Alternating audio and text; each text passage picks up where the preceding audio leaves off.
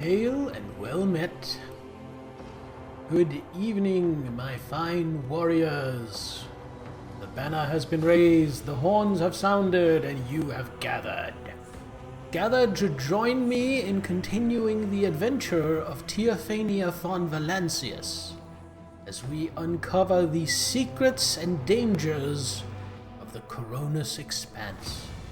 What did I have? Pizza or burger? I was very naughty, Kiptilos. I overate, which I really shouldn't have. But I really felt like spoiling myself, so I had a pork roast sandwich and a bacon cheeseburger. Hey Mary, welcome! So I tried to make up for it by going to the gym, and I had a really good workout. This is the last of my splits that I was increasing from 3 sets per exercise to 5 sets, and it went really well. Plus I added an additional new exercise, so I got a really good workout in. Didn't get quite the pump I would have liked, but that's because I suck at training back, so I'll get better at it in time. I'm still relatively new to working out. I used to work out a lot 20 years ago, but coming back to it after basically 10 years of mostly being sedentary, there's a lot to get used to, a lot to get into the swing of again. Anyway, congrats on the dungeons and the pillages. Best way to feel like a pensioner for 2 days. Even if I'm weak and sore and can barely walk, Sandsdale, I still feel so good. I still feel so good. I curse my executive dysfunction because and I curse recovery, because if I didn't have to recover from working out and if executive function didn't trip me up, I would be in the gym 6 days a week. It feels so good. I love working out, I love lifting weights. I love the feeling I get afterwards. It's bliss.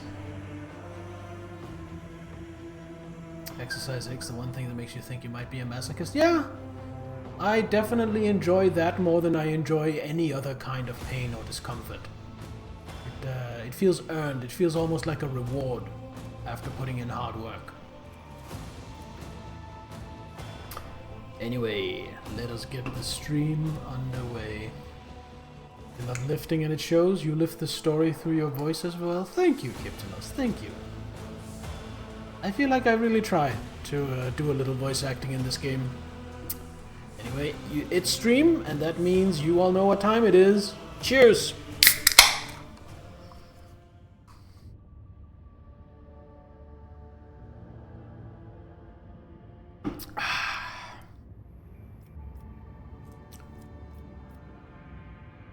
Your mindset with the gym is that if you're not sore, you didn't do it enough? That is not altogether a bad mindset. You can get a good workout and not be sore from it, but definitely if you are sore, then you definitely worked hard enough.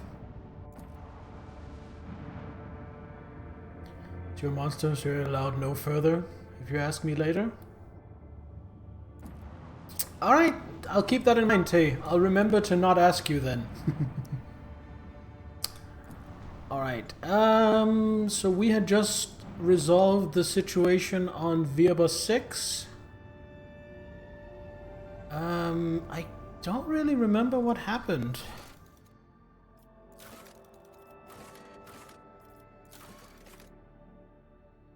Oh, right. That was the prison planet that had been taken over by Drukhari. They were running gladiator games. Got it. Okay, now I remember. Not asking, but still taking a monster? Yes, indeed. Although, I only have one more monster in my fridge. And the shop will be closed before the stream is over. So I can get a maximum of one more monster until I go grocery shopping tomorrow.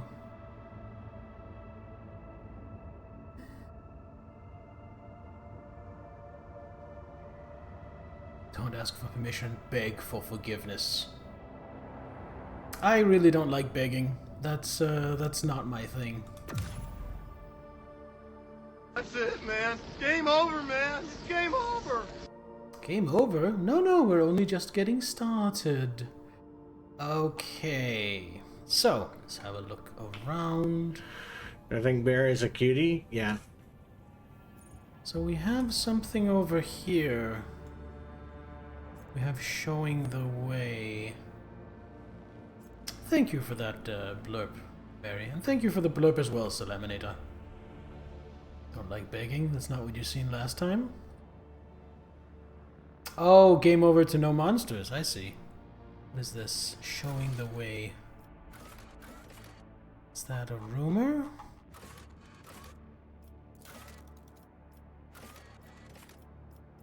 Showing the way.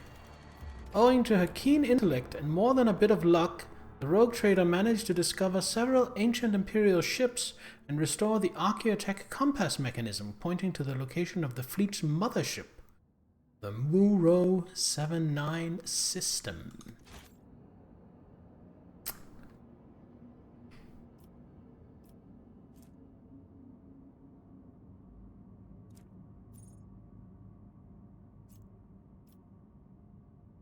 So, I think we go down and check out that, and then we go straight back up here, and we check out probably these 3 worlds, and then after that we go down to these worlds. Let's chart some routes. Nothing? That means I probably need to force a route.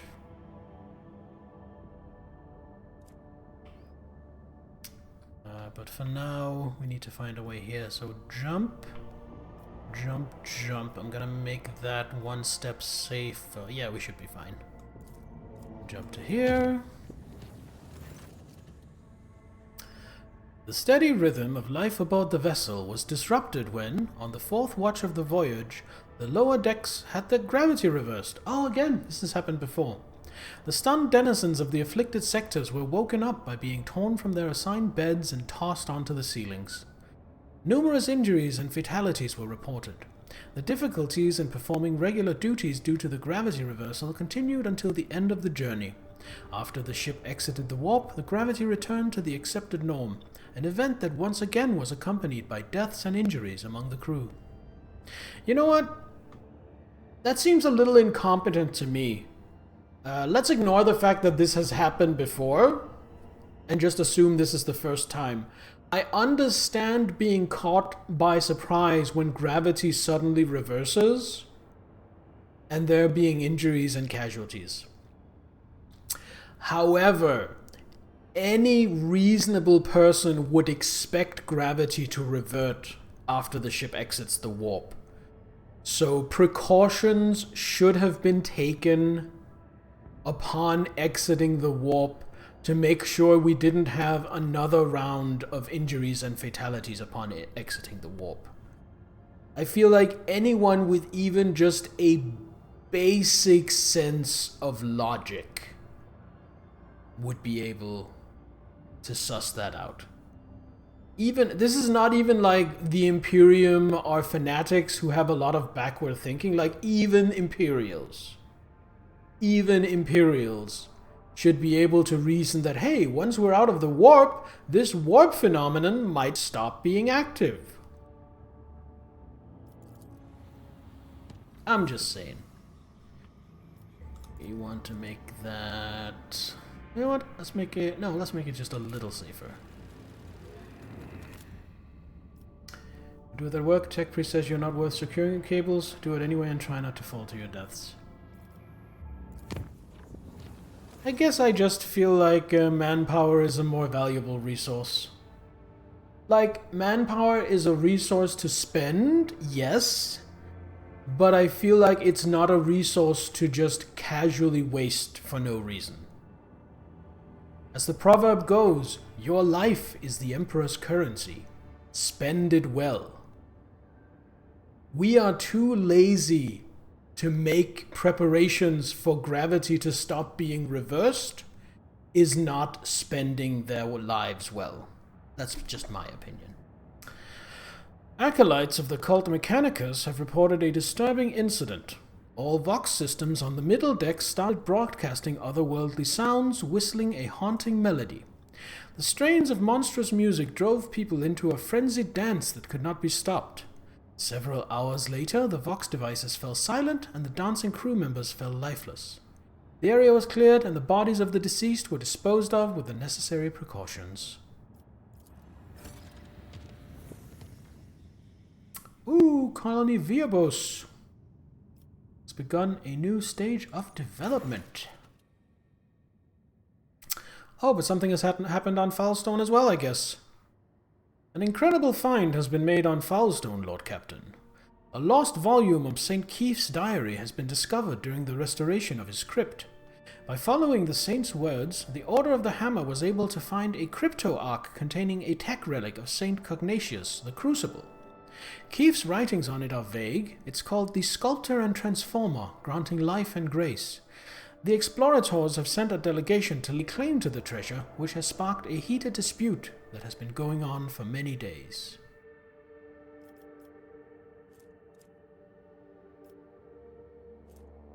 Take connection. Persuasion. Coercion. What are the main points of the dispute? The tech priests claim that the privileges of the Adeptus Mechanicus oblige the Order of the Hammer to hand any sacred archaeotech over to them. They argue that the crucible should be considered not a personal possession of the saint, but rather an object temporarily entrusted into his care. The Order of the Hammer rejects this thesis, insisting that the right to care for such sacred objects belong to the Ecclesiarchy's cults, and since Cognatius was canonized, the crucible should be regarded as a blessed relic, not archaeotech. How fierce are the deliberations? Quite. The discussions have been happening now for more than 8 cycles without interruption. Both sides have provided more than 100 experts on scholarly wisdom and law and have put forward around 4,000 theses, arguments, and testimonies. A special administratum commission comprised of 200 armed clerks has arrived to pass a verdict and enforce the law. This may well be the largest religious dispute in the Expanse's history. Prelate Tychon is advocating for the doctrine of co-protection, and the explorators' intransigence grows ever weaker. Perhaps they will agree on a compromise. I like the idea of a compromise. What say my companions? It is likely that the research contained in the ancient treatises and archival repositories of the Adeptus Mechanicus will provide factual information on similar precedent.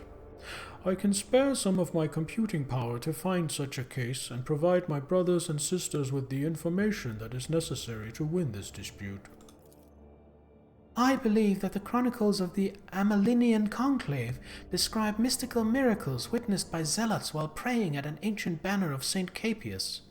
Should the crucible perform a similar miracle, then no doubts will remain that it is indeed a holy relic and not the property of the Adeptus Mechanicus. Pascal seems very close to your actual name. Oh, really? I didn't know that. I don't know your actual name, Tay. Imagine having to behave as divorced parents over a piece of tech. Oh, your civilian name is Pascal with a C? I see. It's a cool name.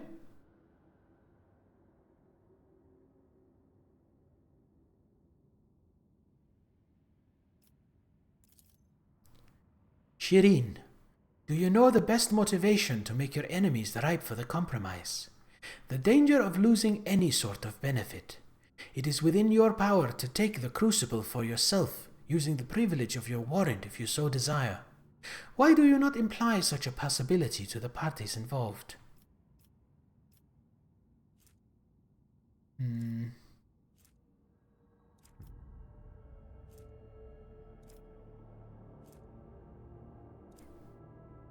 I'm gonna force a compromise.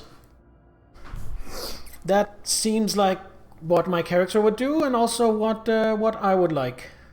Yeah, exactly, Sandsdale. If you can't get along and share it nicely, then none of you get to play with it. It's less acting like divorced parent and more like acting like the parent of a pair of rowdy siblings. Look, I don't care whose turn it is. If you can't get along and take turns sharing the PlayStation, I will turn it off. I will put it in my wardrobe. None of you get to play it. You can watch Jesus cartoons instead. Is that what you want? Because I will do it. Jay is right. Make it clear to all those involved that if they do not come to a consensus, then I will take the crucible for myself. Let's see how long it takes for them to come to a consensus now. As soon as news of the rogue trader's bellicose stance on the crucible reached the ears of the disputing sides, they unanimously decided to start looking for a compromise. It only took them several cycles to reach an agreement on their collective maintenance of the crucible. In the process of forming their alliance, the monks and the tech priests have discovered they have something in common. Both groups hold strong convictions and are truly devoted to their relics, and thus the two sides are now endeavoring to see one another as true like-minded supporters, not mere reluctant allies. See what happens when you share and try to get along? You realize that you just might be more alike than you thought. Jesus, this is like a life lesson that 80% of the world's population needs right now. Research into the crucible has identified it as a device for surface terraforming. Fueled by the geothermal energy of the planet, it could turn a wasteland into a blooming garden. However, a way to launch it has yet to be found. They are ready for a new project. What can we do? So Crusade has been blocked because we did Indrusus' footsteps. And as has Shrine. So we can't do another level 3 project. So we can do... This is blocked because we took Good Tidings. So we can do Hallowed Railway or Touched by Holiness. Touched by Holiness. St. Cagnatius left behind many treasures that are now coveted by powerful men and women. Rogue trader Incendia Corda possesses the shards of a priceless combi tool bearing the saint's fingerprints. Formally reclaiming the relic via the Adeptus Administratum will be a bureaucratic war requiring influential allies and nothing short of an army of clerks and scribes. But if it is passed into the safe keeping of monks in the Order of the Hammer, it will be a great triumph for the faithful. That will cost me 3 profit factor. That is pricey. However, I will gain 2 efficiency on Foulstone, rep with the Drusians, and Shield of Faith, which I think is really good. 30% extra shield on the prow. That's the front of the ship. That seems really good. What does Hallowed Railway offer? A glorious mag train loaded with relics will run across Foulstone, carrying the light of faith to every corner of the world. Cost me 2 plasteel. I have plenty of that right now. 1 mechanisms. I actually have plenty of that right now. 1 promethium. I don't have a ton of promethium, but I feel like I can afford this. Just send the old administratum lady. She's bureaucratically savvy enough to do it herself. No. I see your point, Sandstail. You make a good point. She probably has the bureaucratic savvy to pull it off. Unfortunately, she is also such a stickler for protocol that she will make sure every last rule, protocol, and element of etiquette is followed in the process, thus making sure that taking charge of it will take 300 standard years, just because all the paperwork has to be filled out in triplicate, sent to Terra, sent back, sent to the quarters, sent back, sent to Terra again, sent back, sent to fucking, I don't know, Ultramar, sent back, and so on and so forth, just to make sure everything has the proper stamp.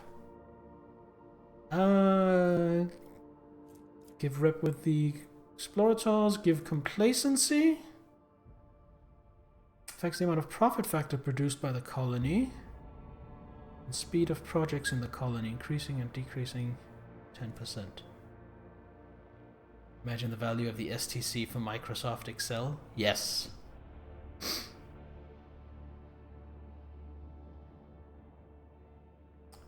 Either that would be an amazing STC to find, or it already exists. The Adeptus Administratum doesn't have it because they don't know how to use Microsoft Excel. The instructions to Microsoft Excel is not included in their pseudo-religious teachings. However, the greatest organizatorial mind, the biggest logistical genius that the Imperium has ever seen, Rowboat Gorilla Man, knows how to use Microsoft Excel. That is why he is such an organizatorial genius. Because he is the only person in the Imperium who can figure out Microsoft Excel. What about Open Office? Heresy! Burn the heretic! Alright, we are going to build a hallowed railway. What about on Janus?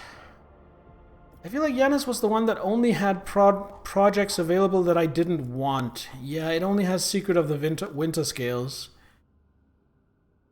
which costs me 3 profit factor. Gain a bunch of... The fact is, it gives me -1 security for all colonies. And I don't have amazing security. So I feel like I don't want that. Open offices per Turabo. Hello, Telcree, welcome. Lord Captain, a disturbing report has come from the quarries of Viabos 6.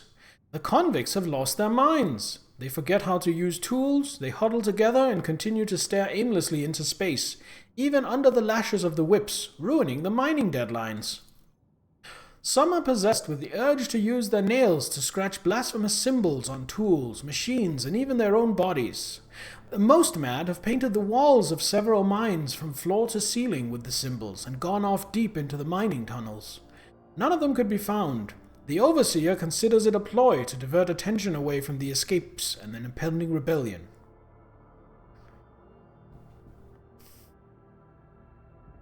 What are those symbols? It's hard to give these drawings any sort of intelligible definition. Unnaturally round circles connected by lines. The lines are interrupted by groups of dots. Some patterns follow a certain common logic, while others are unique. I can provide your ladyship with pics of them. So before we see the picture, to me, that sounds like Necron symbols.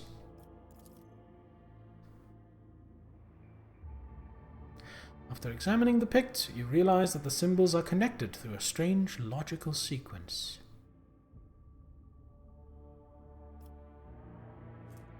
Lose 1 efficiency. But investigate the anomaly. Have the guards monitor where the workers disappear to. Lose 1 security. Now the guards knock this love for cheap theatrics out of the inmates' heads. Lose 1 complacency. I don't like any of these. What do my advisors have to say?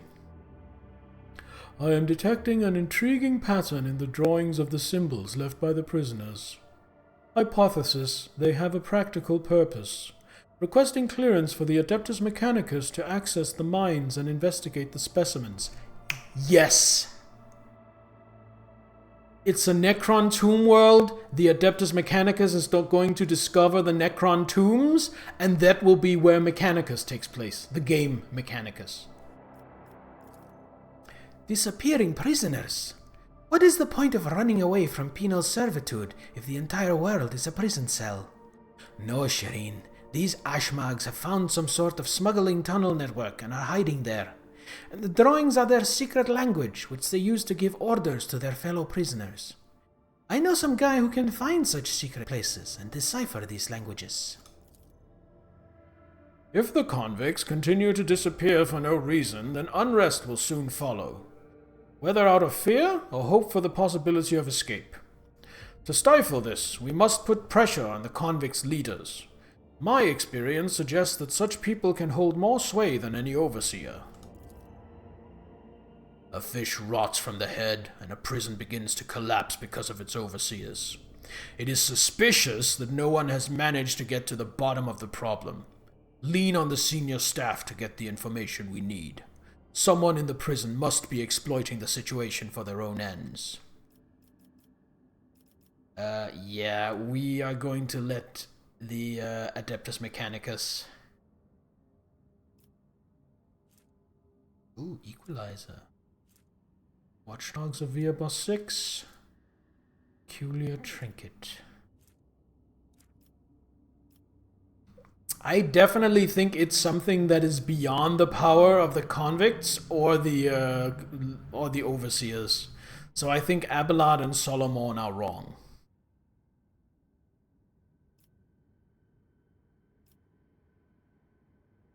I love how all party members only have one solution per person. Pascal always wants to send in the AdMech. Kibella sends people to kill them. Jai knows a guy. Yeah, I mean, it's their personality. Solomon is like, damn it, law and order! We're gonna send in the Adeptus Mechanicus.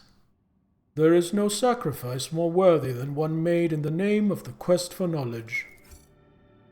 The wise servants of the Omnissiah interrogated the strange prisoners. The examination of their brain tissue did not reveal any mutations. Those laborers who had completely lost their utility were granted servitorization in order to maintain production levels. However, Solomon makes Leandros feel lenient. One discovery was made after all. The prisoners' drawings were too systematic. They could not be mere gibberish. The sets of repeating dashes and dots were far too similar. But if it was indeed a secret code, then, judging by its complexity and the impossibility of decoding it, this language was definitely not invented by a convict. Completed that, so we gained some resources and some security. Alright, so we didn't want to start any project on Janus. On Dargonus... we still have minus because of the slander. I unfortunately didn't manage to deal with that properly. Online. Sensors online. Weapons online. All systems. Welcome, Jägernaut. It'd almost be Morse code based by the description. It kinda could. Sandstill. It kinda could. Alright. What do we have? We don't have enough efficiency to invest to set in guilds.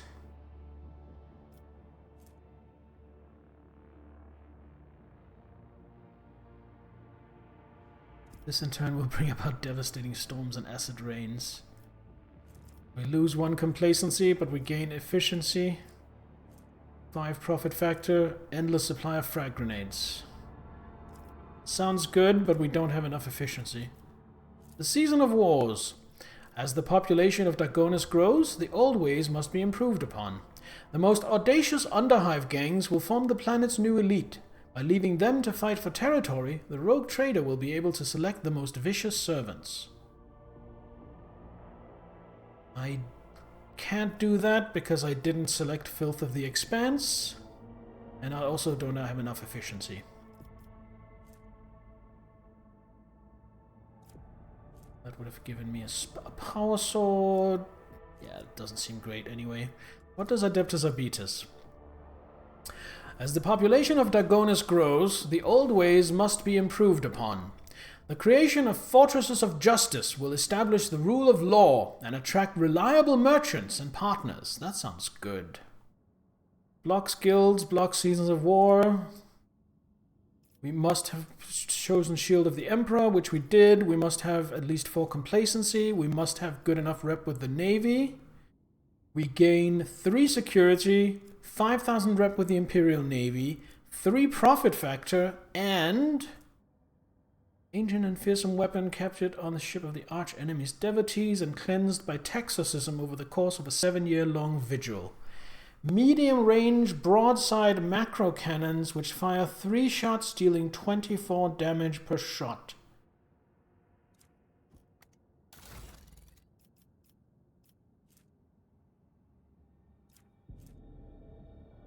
Yeah, that's not an improvement over what I already have. I have better broadsides already. That said, I am sort of tempted to pick this anyway.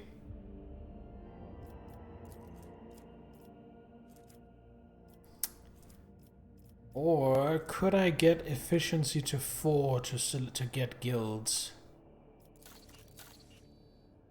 I would need 2 points of efficiency. Do any of these give 2 points of efficiency? Doctrine of Rationality does. So let's see what that actually does. According to new doctrine, disenfranchised will be servitorized or disposed of through hazardous work. Requires mechanisms and a plasteel, we can afford that. 2 people, we can afford that. That will make me more dogmatic, unfortunately, which we'll have to live with. But it will give 2 efficiency, complacency, and security to the colony.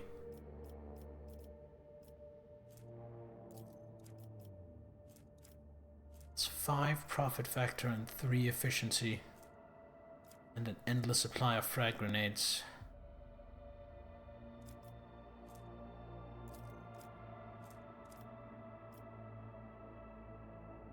But this is also pretty good. What does efficiency do? Increases the amount of resources. What does security do? Lacks the ability of the colony to cope with the negative events of its own.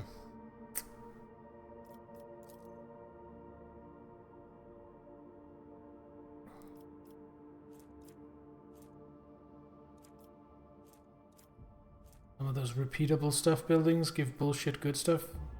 Wait, some of them are repeatable? I didn't know that some of them were repeatable.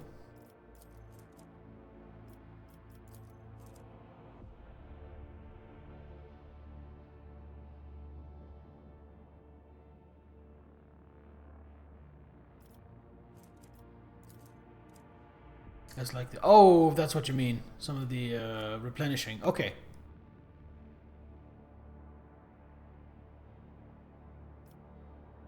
Profit factor, more heretical, but still more complacency. That's been blocked. I really like the profit factor and the free frag grenades from guilds. However, I think it is more in character to install Fortresses of Justice. So that's what we're going to do. Even though this reward, the Zealot Cannon, is useless to me, the 3 profit factor, Navy rep, and 3 security is still going to come in handy. Let's do it.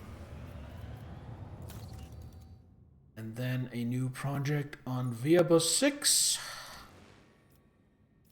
Let's see what we can do. We can't do any level 3s yet.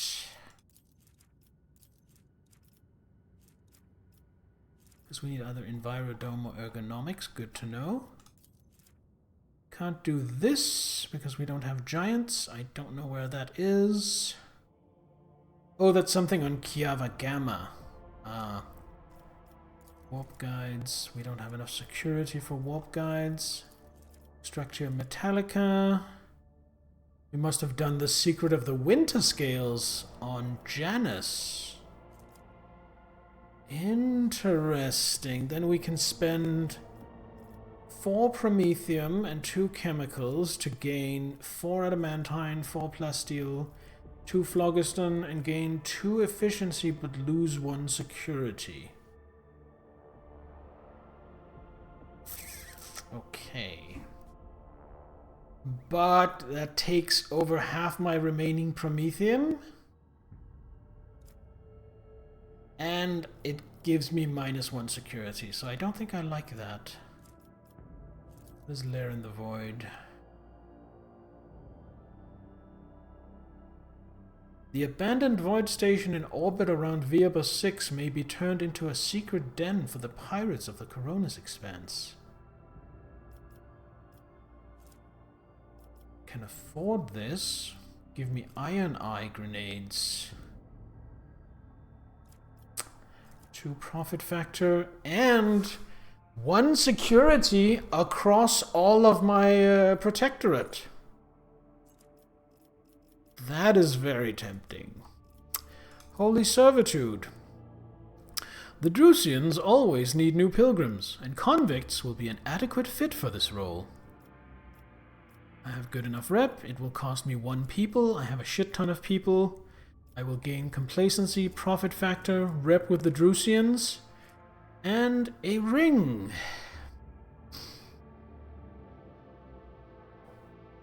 A marvelous compact weapon in the form of a ring that allows the wearer to fire a melter scorching shot once per combat. Sounds sick.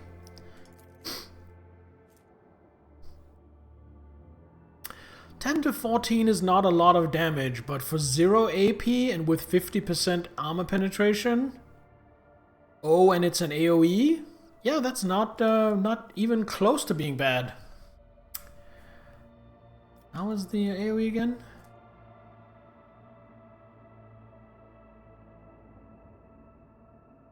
Within an 8-cell radius. That's not what it looks like at all. I think that description is screwed. Can no longer use attacking abilities on current turn. Envirodome. The mining complexes are becoming overcrowded with convicts. The massive crystal flex domes, whose filtration altars purify the water and air, will fit far more workers. Requires 2 phlogiston. We have 9 of that, that's fine. 1 mechanism, 1 adamantine. Blocks ergonomics. Gain complacency and security, that sounds good.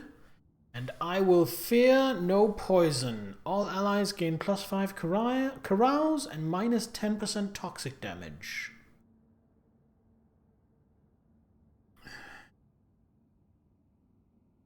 Ooh, cool. So that's tempting, definitely. It blocks ergonomics, however, so let's see what that is. The mining complexes are getting crowded. Individual pods and tranquilizers for the conflicts could solve the problem. Requires chemicals and plastiles. Where are we on chemicals? We have plenty of chemicals. We gain 2 profit factor and 2 efficiency. Or 2 complacency and 2 security. And the I will fear no poison. Do any of these require... No, just requires either of them. Min-maxing sweat gamer inside of you leads with joy whenever a project has get plus in any stat. Yeah. I feel like I'm trying to do kind of a compromise between choosing what has good stats and good rewards and also staying somewhat true to my character. It is a role-playing game after all. Alright, Dreamless. Oh, that's brutal. The convicts will be of much greater use if they are kept from sleeping by employing a small augmentation. Have any of you ever suffered from sleep deprivation? Imagine suffering from permanent sleep deprivation while you're forced into hard labor until you die. This is beyond dystopian. This is brutal and nightmarish. Very Imperium. Cost 1 mechanism and 1 plasteel, which I could definitely afford. Gain 2 phlogiston and 2 promethium. And 2 efficiency. And absolute efficiency. All allies gain +5 commerce and a 4% hit chance. Ooh, that's really good. See, here's the problem. That's really good, and I really want this. I don't think it's very iconoclast. I could argue my way into it and say that the prisoners are bad people, and therefore they don't fall under the protection, but I don't know. I feel like this is a little bit out of character. I might be tempted and come back and do it anyway later, but for now, let us look at... I mean, more profit factor is good.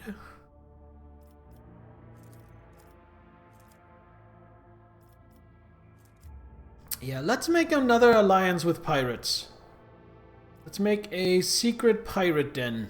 Spend some provisions, plasteel, and weapons in order to gain some profit, some rep with the pirates, and some more security for all my colonies. See it this way? It's either this or they get whipped to stay awake instead. Yeah, I guess. Right, so we still don't want to do Secrets of the Winter Scale.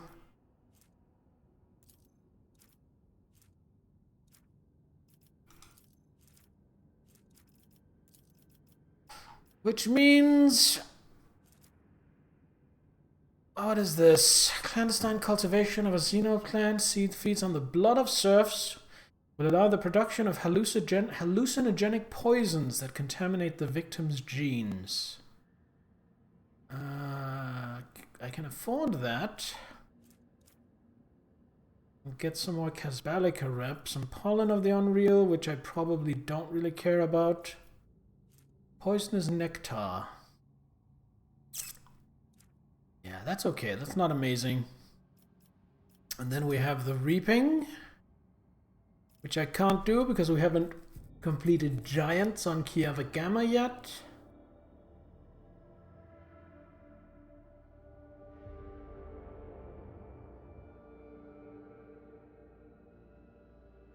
Mega harvesters. Ooh, I like this.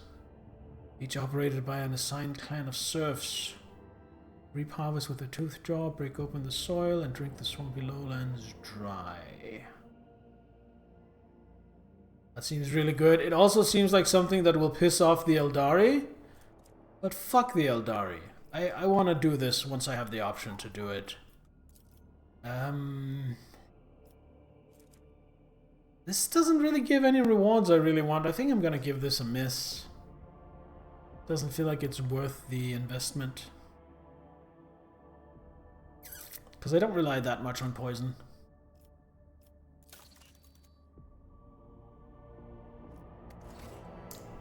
So anyway, that was a bit of an aside. Actually, we were on our way here, so let's just save.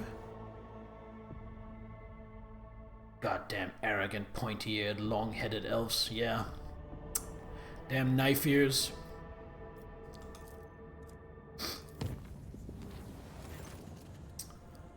Lord Captain, our astropaths received a message from Achilles Scalander on Dargonus. He closely studied the data from the incursion on Viabus 6, including the mention of the Xenos leaders. He promised to direct the efforts of his aides to identify those enemies of humanity so their location can be determined. Master Scalander is also reporting that Drukhari are getting ready for more attacks on your territory. Information from his aides continues to arrive, and Achilles will personally report to you the moment the target for the upcoming raid becomes clear. The Drukhari excel at catching their opponents off guard, and there will be little time to mount a response. According to Master Scalander, your personal participation in the defense would be the best strategy, given the circumstances. Lord Captain, this is Master Elmsman Ravor. The crew is grumbling again, but they've a right reason this time.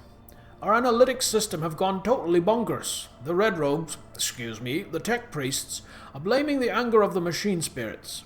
Allegedly, this is how they profess their displeasure at the crew not being worshipful. We have largely managed to stabilize the output of the augurs and auspexes across the ship, but you should know there is something awfully sketchy about the machines these days. I can confirm, Lord Captain. The vessel's analytic systems were behaving incorrectly for a time. The cogitators could not produce statistical data and displayed meaningless numeric combinations instead. The augurs failed to correctly analyze matter and mistook solids for liquids and vice versa. Thanks to the Tech Priest's efforts, standard operation of the ship's mechanisms has been restored. I am still registering sporadic reports of similar malfunctions, but we should now be able to handle them. Drukhari are bullshit powerful, considering the only reason they don't just plop and take away suns is because it basically slows down their farms. Is it really? I didn't know that was a widespread thing. Alright, visit. Visit. Visit. There we go.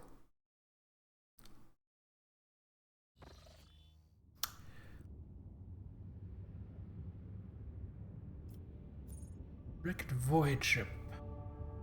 Okay, world.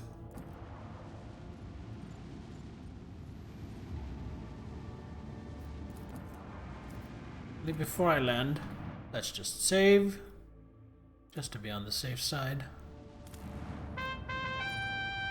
Who's that? Hey Menon, welcome in. The priceless discovery left the crew speechless and shaken. The ancient Imperial Ark ship, Hammer of Redemption, was hidden below the surface, impervious to the Augur's sight. Had the rogue trader not found pieces of an Archaeotech compass that resonated with the vessel's defense systems, it would have remained lying in a bottomless chasm, lost and undeservedly forgotten forever. Takes sons, but it doesn't help them, so arguably they have a reason that can explain them not doing it rather than inability.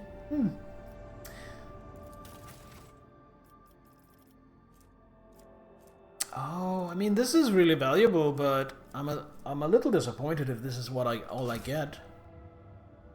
The Adeptus Mechanicus acolytes studied the ancient data archives and concluded that the vessel crashed about 300 years ago after running into an asteroid stream. Hoping to rescue at least some of the colonists, the captain dispatched 4 lifeboats whose tragic fate you already know. Although time and weather were not kind to the Hammer of Redemption, the crew still managed to save plenty of valuable items. We also got a HAD pattern data loom. Excuse me?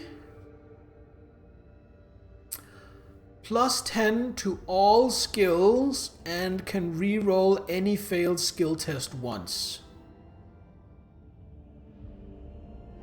That is ridiculous. Behold, arguably the best item in the game. I don't doubt you. That is ridiculous. That is completely broken.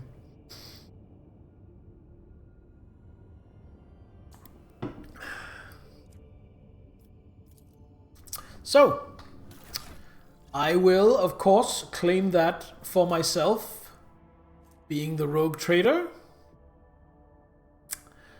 I will equip it instead of the disinfection device.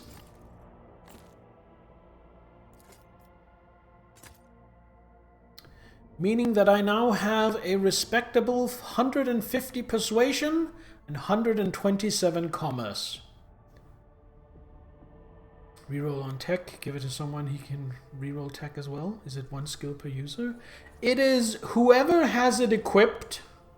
While they have it equipped, all their skills count as 10 higher, and anytime they roll a skill check, if that skill check fails, they can re-roll, but only once on that specific roll.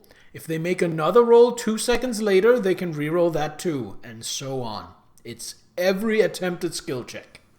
It's disgusting. Ba ba ba ba ba ba ba ba ba ba.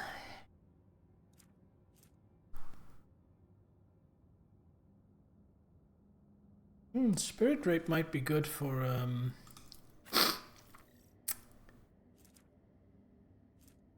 Oh, and he doesn't have anything equipped. Yes, let's definitely equip that on Heinrichs. Since he doesn't have anything equipped,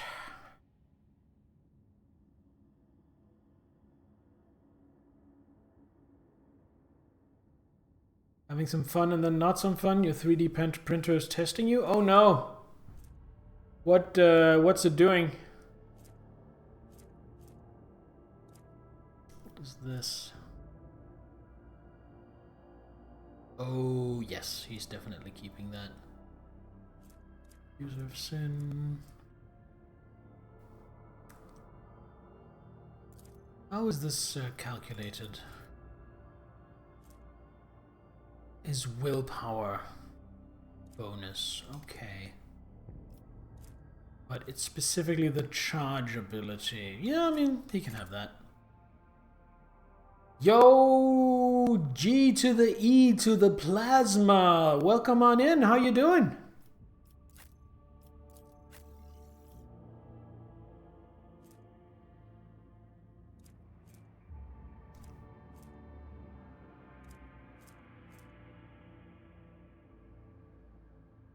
Sure. Why not?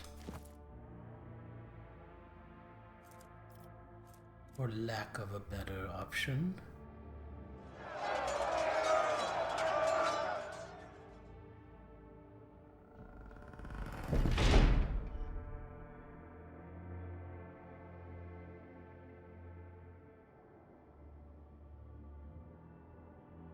Can two different characters reroll same skill if you give it to someone else? I mean, you'd have to be able to attempt the test with two different characters.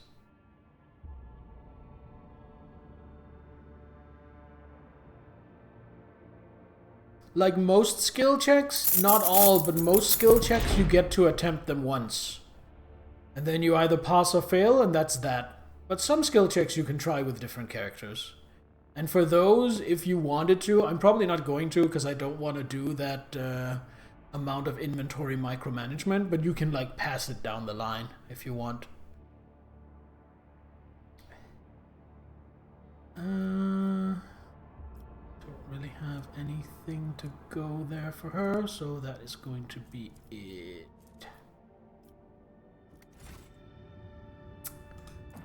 Okay, that was that. I was expecting a little more, to be honest. Still, I mean, I wasn't expecting more rewards-wise. That item is fucking sick. I'm not going to complain about that. I was expecting, like, to board the ship and have a little adventure in order to find it. That rather than just click, bang, yes, you got it. You know what I mean?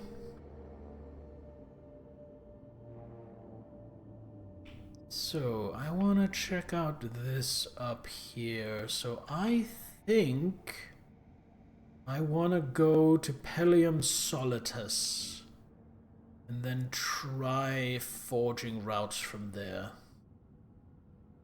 Still anticlimactic considering how... Yeah, exactly. It was a little anticlimactic. Can I just jump here directly? I can. I'm not going to, but I can. I'm just gonna go bing, bing, bing, I think. Yeah. Maybe that's safer. Either way, I need to go here first. Also, have I charted courses from Mundus Nullius? Oh, my throat is getting a little rough.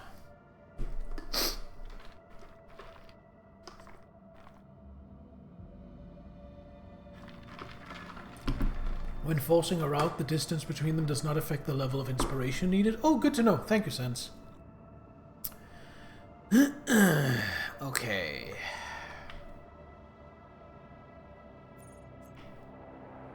I feel like dancing, romancing.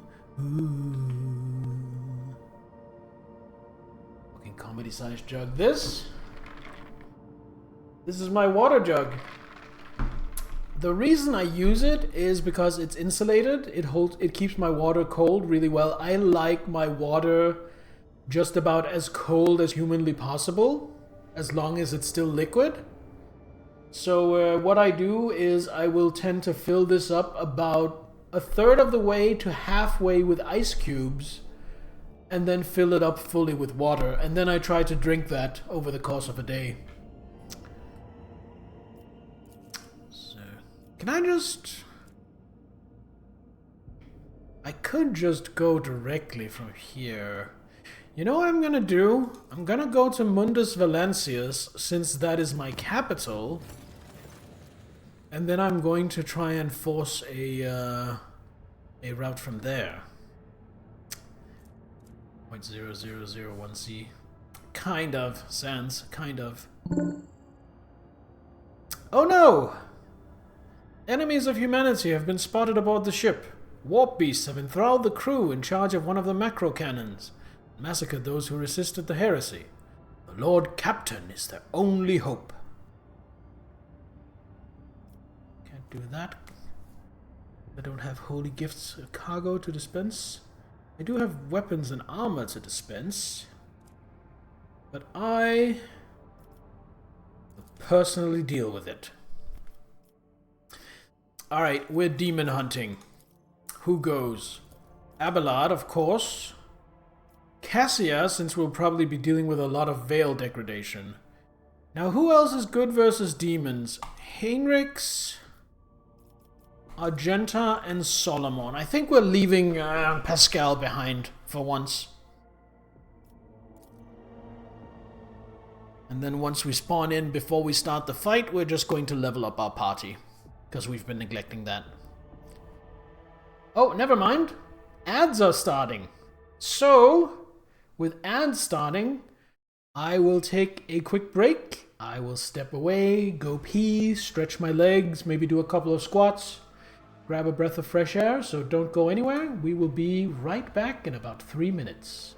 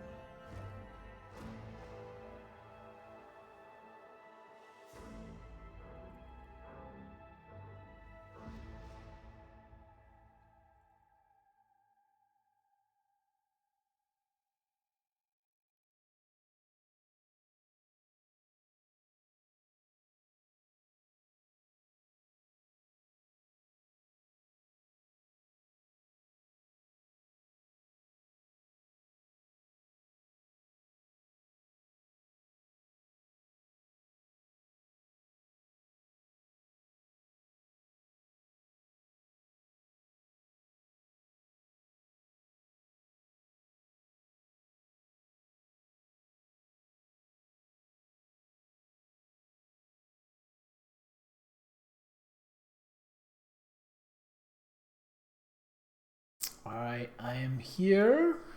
Hello, hello, hello. We are just going to chill for another minute so nobody misses anything due to the ad break. So, how's everybody's week going so far? Mine is going really good. My sleep schedule has been fucked for the past couple of weeks.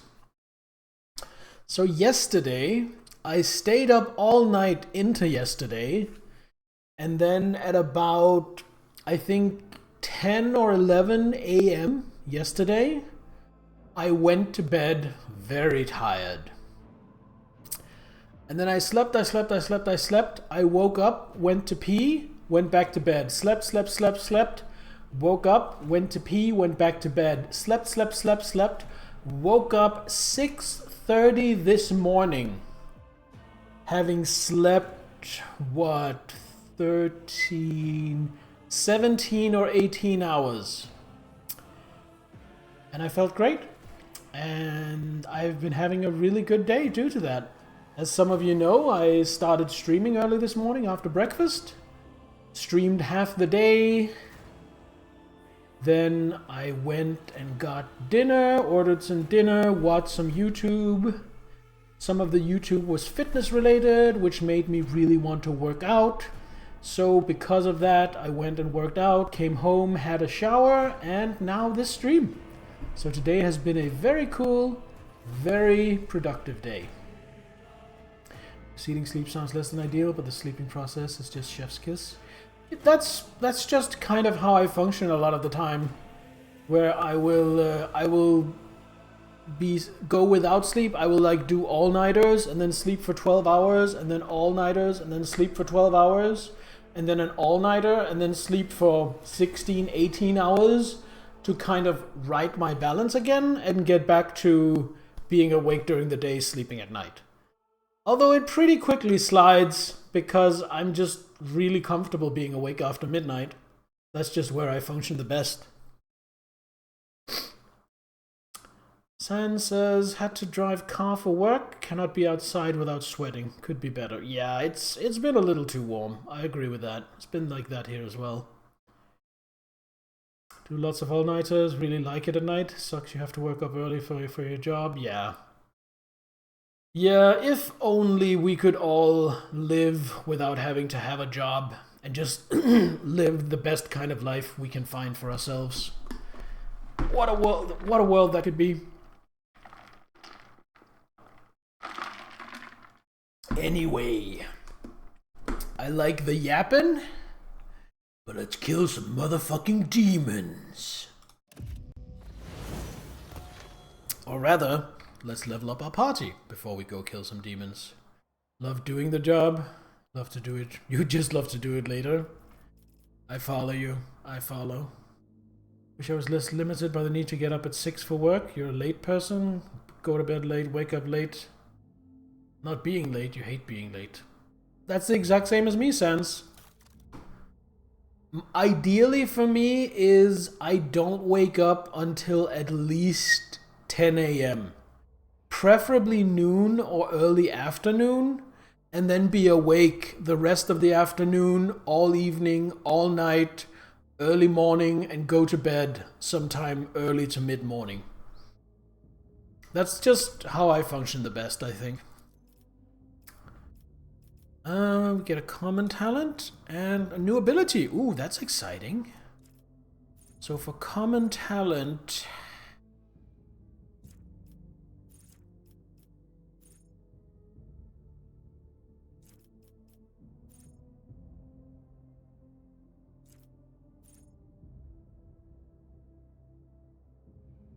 Nah.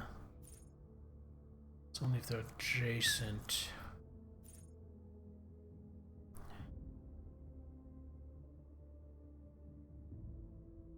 Oh, I can move my you serve me.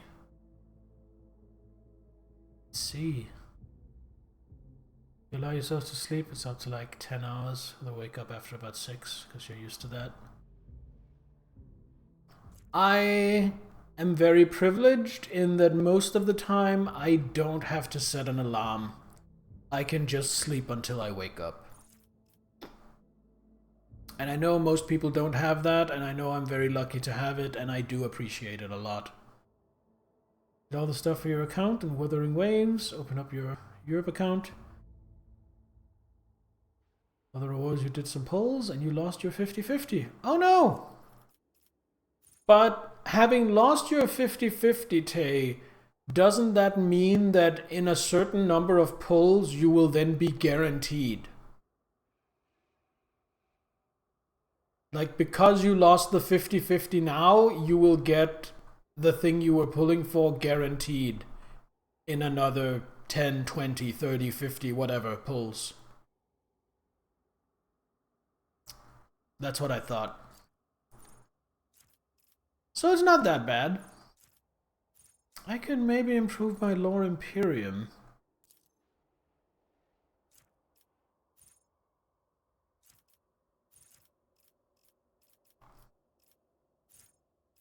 Or my commerce.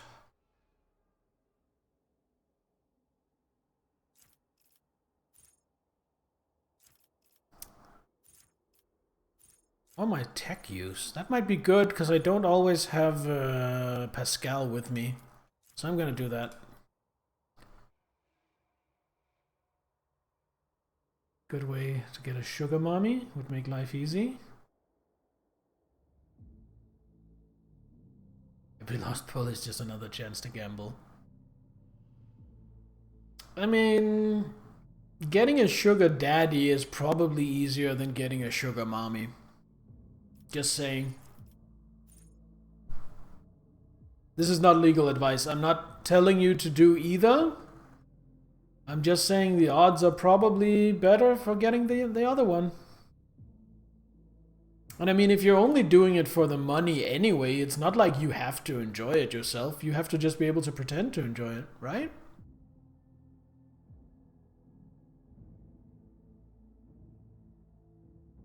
Target ally or the master gains +1 resolve for every 5 stacks of master for tactical advantage.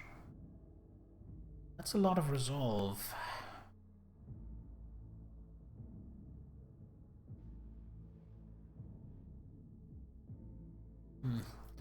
Strong point. A lot of temporary wounds.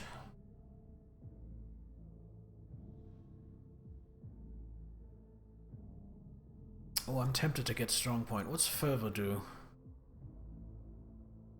Burn 20% of my maximum wounds. And then gain my resolve stacks of tactical advantage.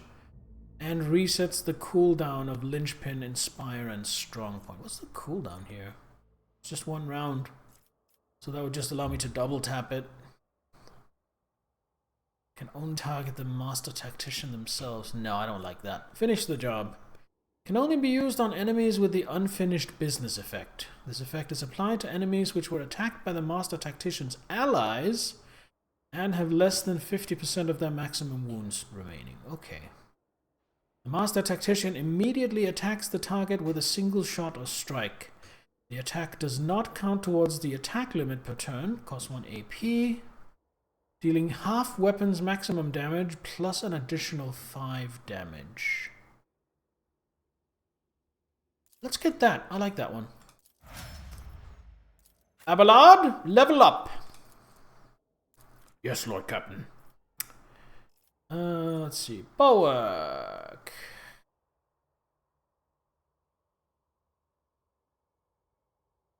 Become immune to push and forced movement. That's been a problem for me. All allies gain a bunch of temporary wounds. 50% less damage from the next attack. That seems really good. I think I'll get that. Follow my lead.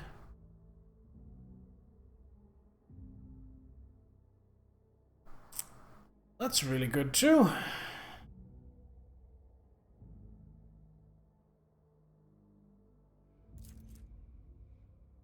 Gain following.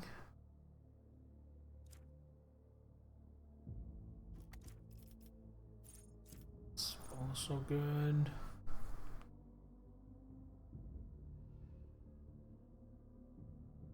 That's more if I'm stacking a melee party. I think we're getting Wall of Rockreed. Abelard, get your ass over here and level up. Then do the fucking dishes.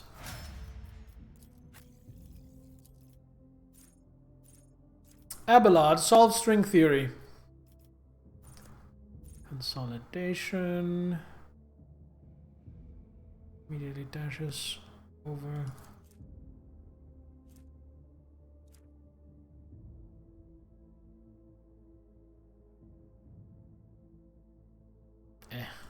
Great. Maybe get priority signal? No, that's to tank with the servo skull.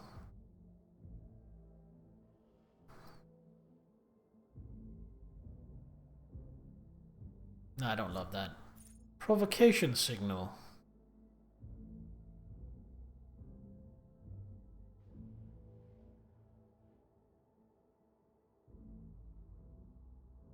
I don't love that either.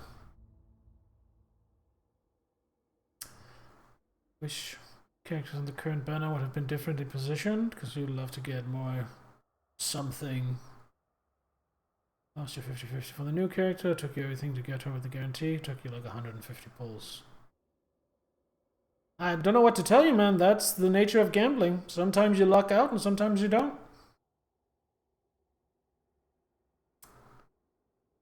Yeah, it's this. So if the familiar has less than 50% wounds, it takes less damage. If the familiar is at least at half wounds, the overseer deals more damage.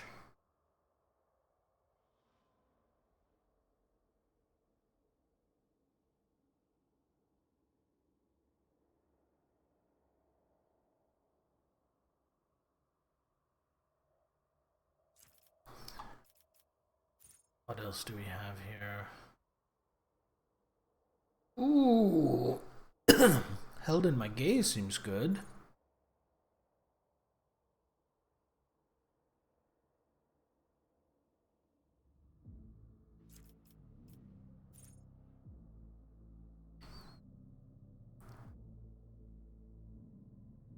Ooh.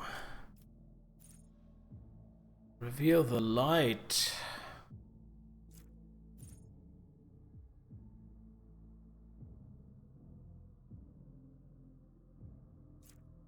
Vigil will be on time.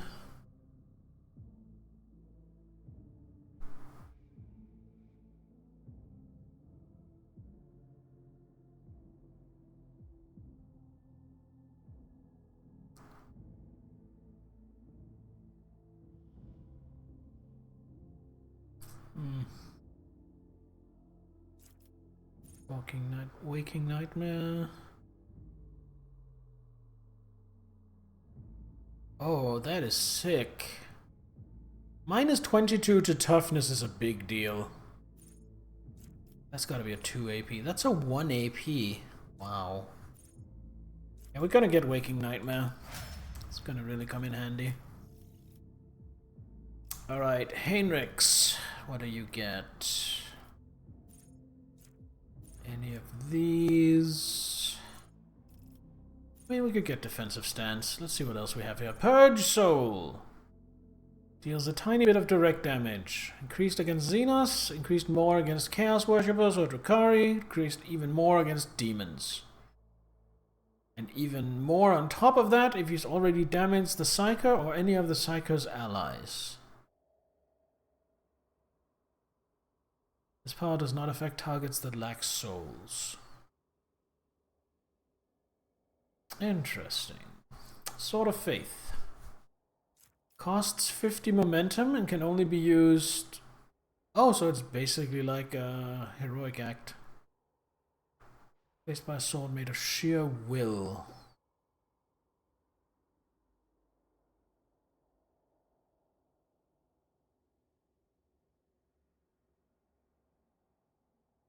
That seems really cool, especially because it says if it was using a force weapon, all the bonuses from that force weapon remain. Or we could get him enfeeble.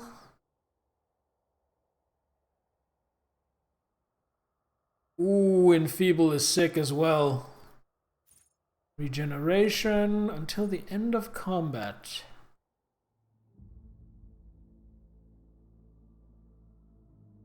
Ooh, that's sick too.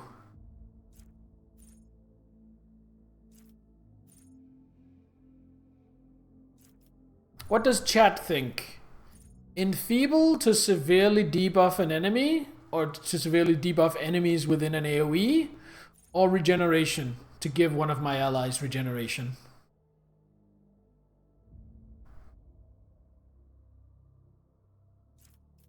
I mean, I already have Invigorate to heal.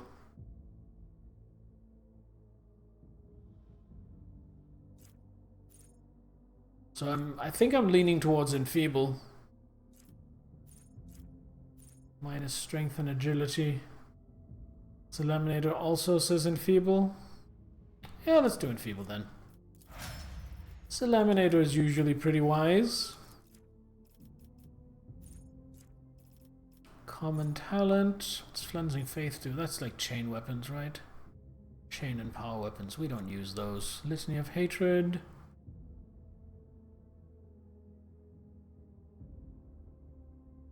More weapon damage. There's any purification. Nah.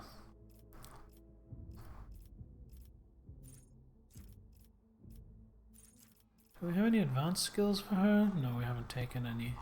We could do like base skill awareness. Characteristic training agility, perhaps? Enjoy your look, Payman. Thank you for being here, whether chatting or lurking. Lucius Shield Bash. Well, we won't be doing much of that. Apparently Dark Angels, Lionel Johnson are very based on... Yeah, they're based on Lionel Johnson.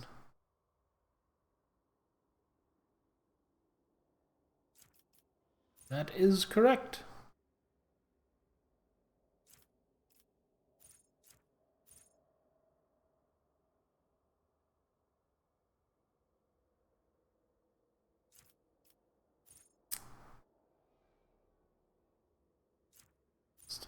Retribution. Nope. It will not die. That would be 15 extra wounds. How many wounds does she have?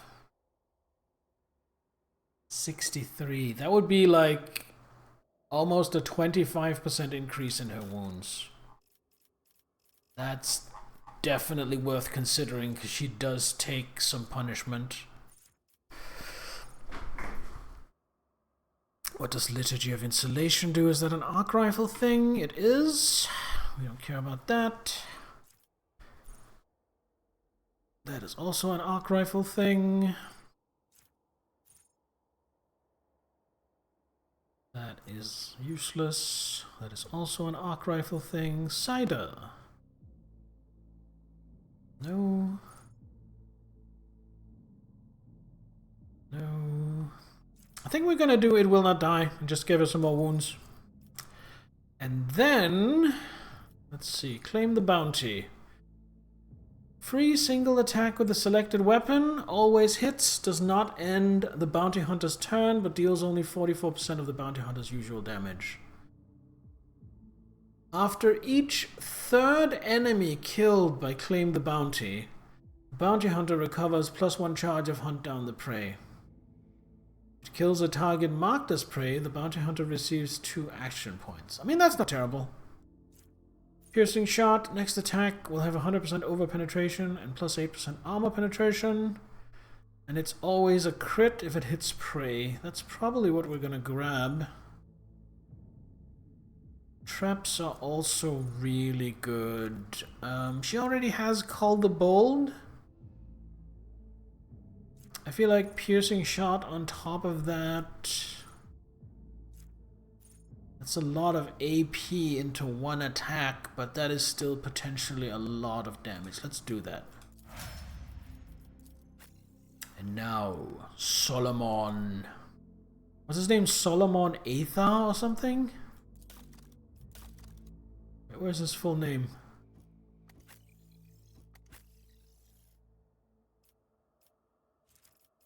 Anyway. What can we get for our doggy? Bite! Double rending damage and must pass a toughness test. Penalty for prone. Removes the effects of apprehend and protect. But I can do bite and then apprehend. Consolidate to move him to Glyto. Since Glyto is going to be a lot more aggressive than... what is this thing's name? Nebulous. That could actually be worthwhile. What's Growl do? All enemies in a 2-cell radius deal some less damage. It's only for 1 round though. Run.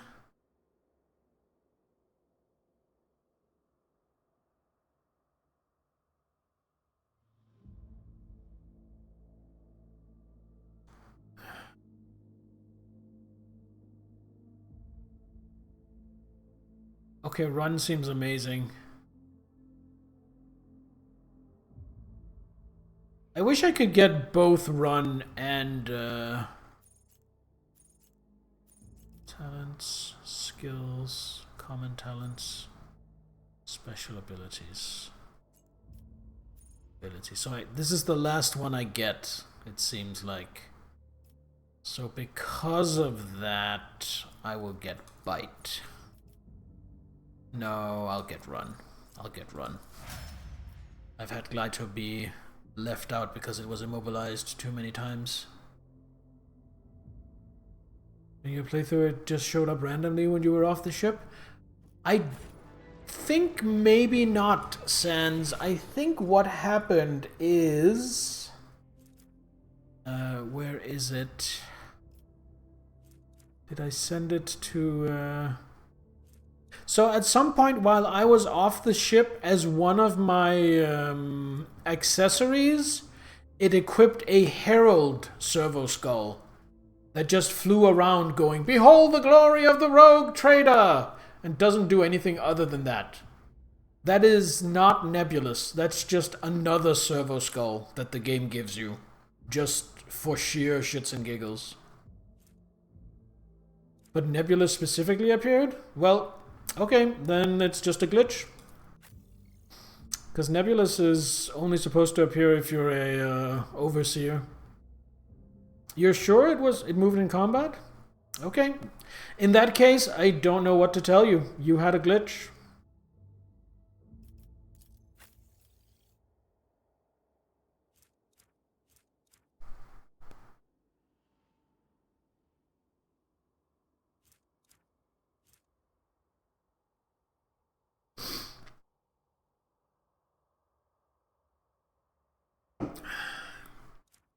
Alright, that is enough time spent leveling up.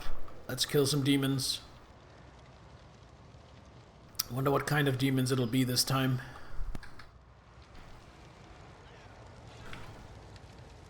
Alright, what's my formation here? Yeah, definitely not. In fact, we are doing this like so. That's gonna be our formation. Alright, so before I go in, do you want to put a guess in chat as to what Chaos God the demons are going to be from? I am pretty sure this game features demons from all 4 Chaos deities. The 4 main ones. You can argue that there's a bunch of minor ones, but yeah. This can be Khorne, Nurgle, Slanesh, or Tzeentchian demons.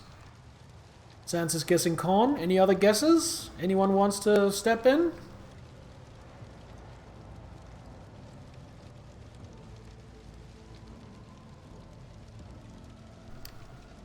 The Laminator is guessing Khorne as well. He doesn't know the game, that's totally fair. Alright, so we have 2 guesses for Khorne. And 1 guess for Jinsepa.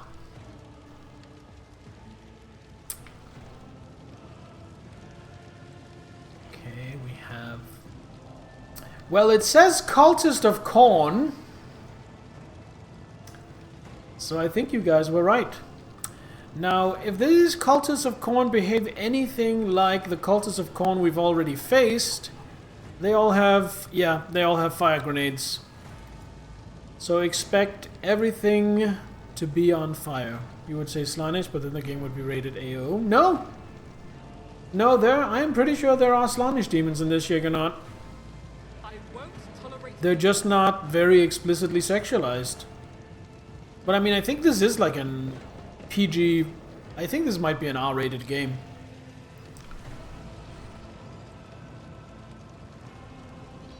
Alright. Well, let's just trigger it. Really? There we go. Alright, a couple of blood letters. Hell of a lot of Cultists of Khorne. Every single one of these Cultists of Khorne, going by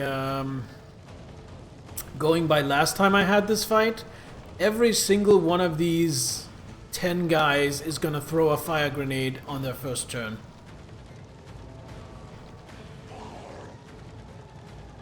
Oh yeah, exactly. exactly standstill. Which means these stairs are gonna be blocked by fire. Okay. Abelard. Heinrichs. Cover. Magenta. Solomon. Glyto, move please. Solomon. Solomon. God damn it, Glyto! There we go. Glyto, you can be here. You can be there.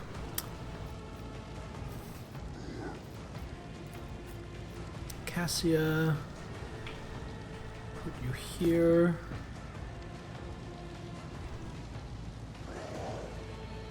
No, put you there. So we can have Nebulous here for coverage. Then Argenta here. And then the Rogue Traitor. The Rogue Trader. All the way back here. Might be someone's fun with Kibilla, because at certain levels you can just backflip and kill and replenish back. Yeah. Yeah, she is made to fight a lot of chaff. That is really where she shines. Okay.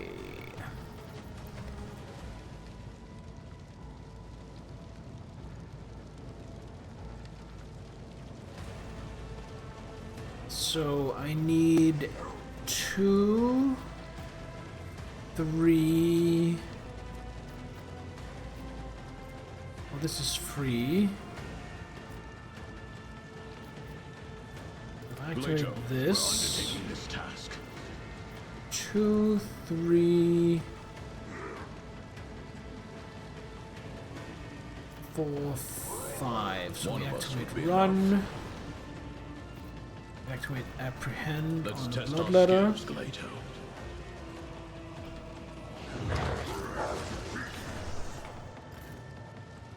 Then we move.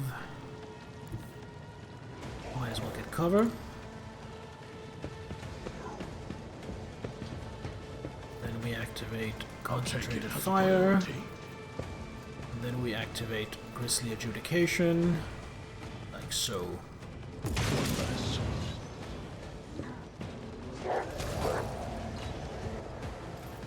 Good dog, Glyto! He's gonna bleed to death. He's gonna bleed to death. He's gonna throw fire. Everybody's throwing fire.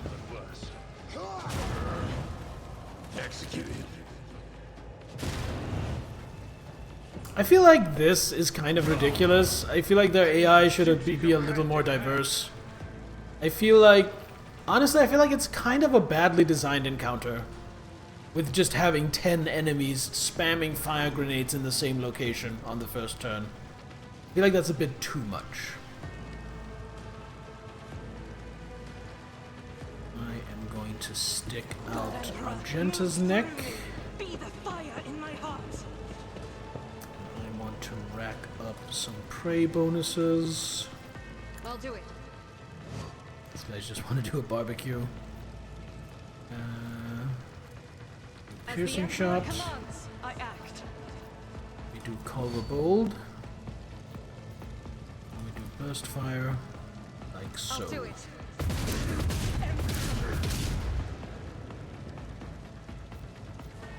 Then we do As run the and Emperor gun. commands, I act. Run back here. And that allows us to do a single shot. Like Faith so. without deeds is why I was chosen. Go. Didn't kill anyone, but Doubt is for the weak. certainly weakened them. Do we want to do Firearm Mastery? Honestly, yes we do. Will made manifest. We'll just get 4 single shots. First single shot. Second single shot. As the Emperor commands, none can escape the Emperor's judgment. Mark. US Faith Prey. without deeds is worthless. Third single shot. Final single shot. Eradicated. I mean, I just built up almost another heroic move again.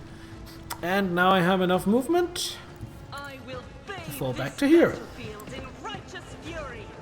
And can I be cheeky and dash all the way up into cover? I can.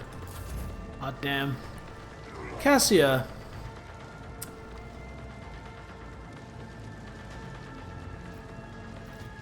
Going to move my servo skull down into the fire. Neither of us has to fight alone anymore. It's fine.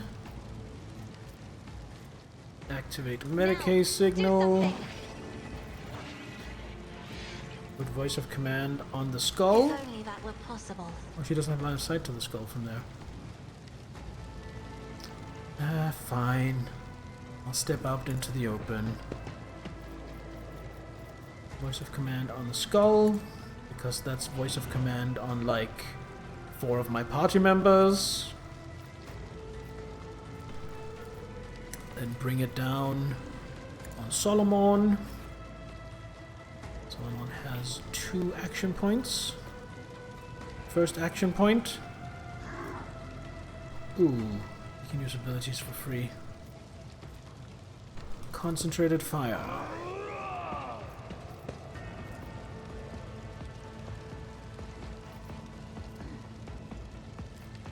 And then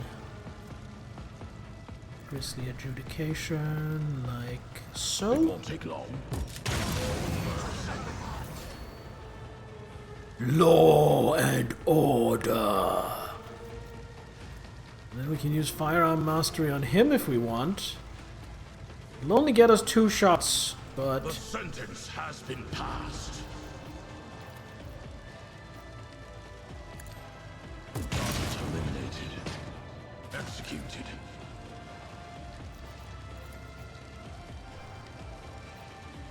Accepted. oh, I blew up the barrel that Heinrichs was hiding behind. Sorry, Heinrichs! And then Abelard gets a free turn because of the way the servo skull functions. So he's just gonna charge this sucker. Hello! Bonk! And that's the encounter! It's not the encounter? Who did I miss? Who did I miss? Whomsteditive! Oh, there's a bloodthirsty marksman up here that I missed. Alright. Abelard, this is why you brought a rifle.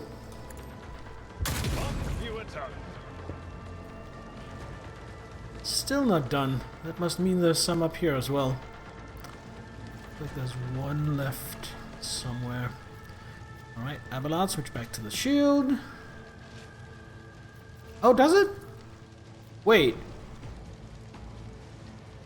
Oh no, my unprotected backline. I did not see him there at any point. Well, I guess I'll have to do something about him. Cassia, she still has 1 action point left. There we go.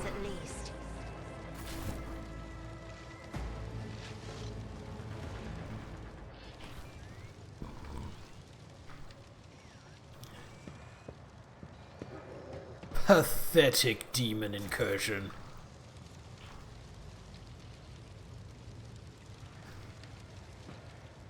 Why are people so worried about demons? They're all a bunch of chumps anyway.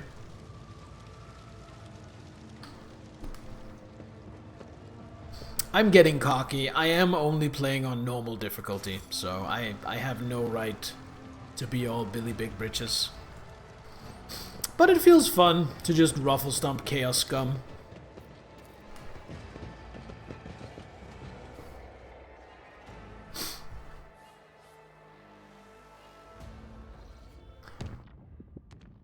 Alright, we are at Mundus Valancius. Then from here,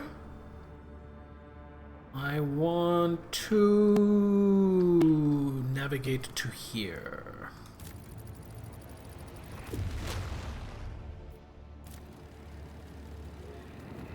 Like so. I still have 14 points.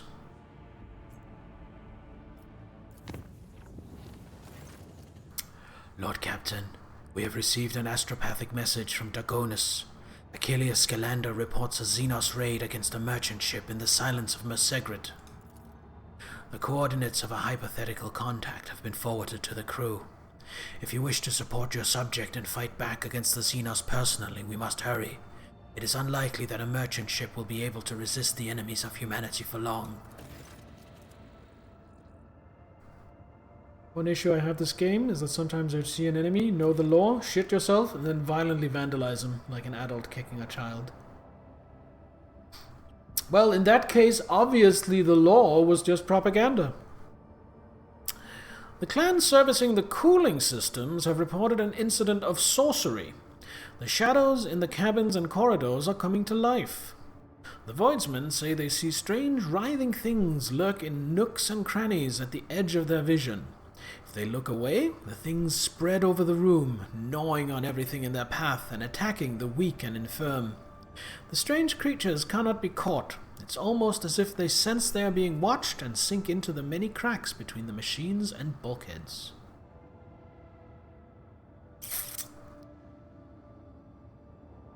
Abelard is clearly a minor warp god to do some of the shit he, a supposedly normal old man, does.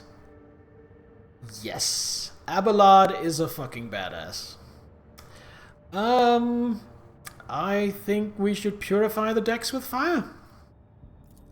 I believe in fire more than I believe in prayer. Because I'm not on my dogmatic character. My dogmatic character would of course caution prayer. The controlled scorching of decks is a labor-intensive but very familiar process for the Voidsmen serving under the ship's Infernus Master. The evacuated chambers were set on fire, burning away all filth and heresy from the darkest corners. The shadow skulkers vanished without a trace, and the denizens of the cooling systems breathed a sigh of relief. Okay, so where is the thing of thing?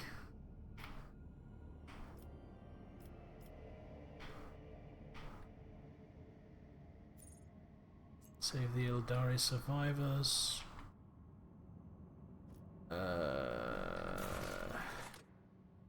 Silence of Mersegrid. Where the fuck is the Silence of Mersegrid?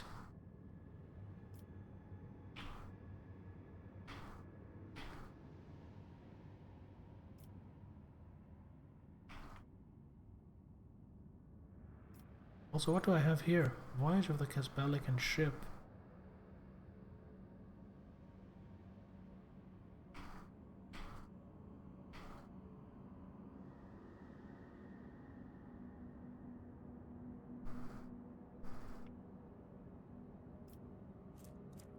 One thing I wish this game had was a function to search for systems, like what MechWarrior has.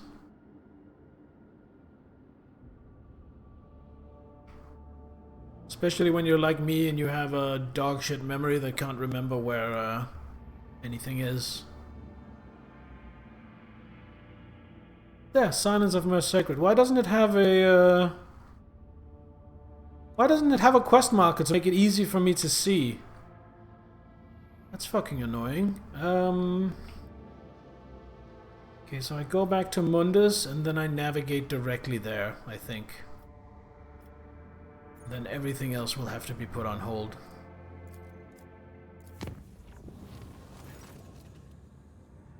Believes in fire so much because of all the grenades he's taken to the face. I mean, he is a former naval officer before he became the seneschal of a rogue trader.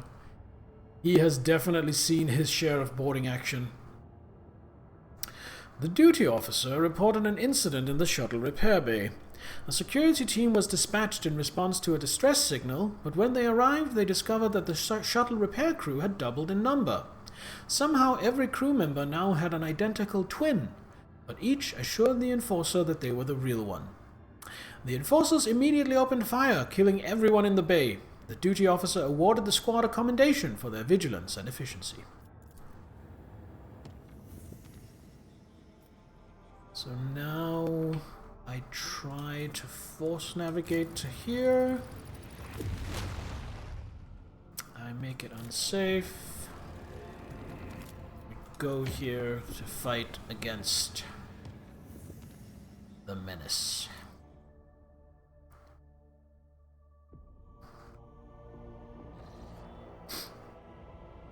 We save, and into battle we go. Now I have the Fearless, or whatever it's called, and an Imperial... not cruiser. What's the next thing? An Imperial ship, anyway, escorting me, so I think I'm well prepared for some space combat. A boat. I think it's a destroyer. I think that's the term I was searching for. The glory of the dynasty. Sword class frigate, so it's a frigate, my bad. What are we dealing with here? Imperial Falchion class frigate, the Heartless. So what do we got? Frigate, destroyer, destroyer. Okay, so I don't have a ton of range on my weapons. I'm very much a close combat ship, which means I can't really do much on the first turn, so I think we're just gonna go to here. And do I launch fighters or do I launch torpedoes? I think this turn we launch torpedoes. We launch torpedoes this way. And turn.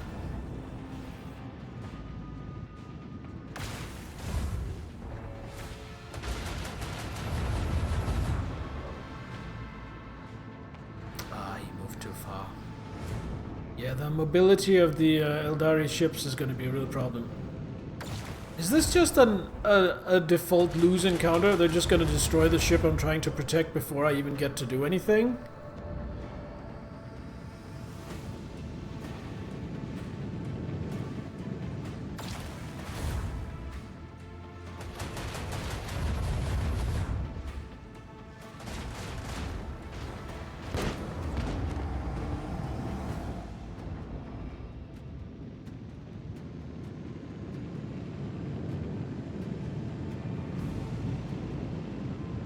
Shoot at my ships instead.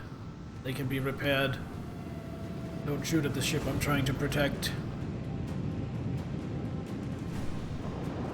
No, don't! Get away from them. Don't get closer to them. Heartless! To action! There we go. Well, now my torpedoes are kind of a waste. Because, if I go here, reach with that, I can reach with that. If I go here, that still won't reach.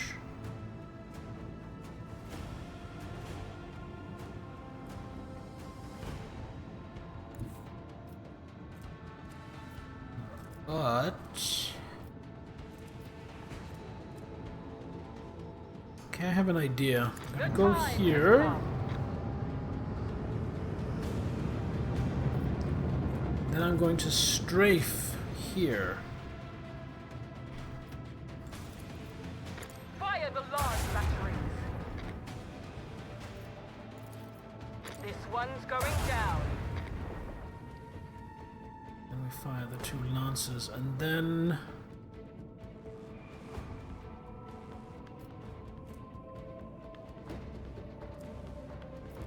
oh, torpedoes are reloading. I was hoping I could launch fighters, but I guess I can't launch fighters when the torpedo tubes are reloading. Which, boo, but fair enough, I guess. But boo.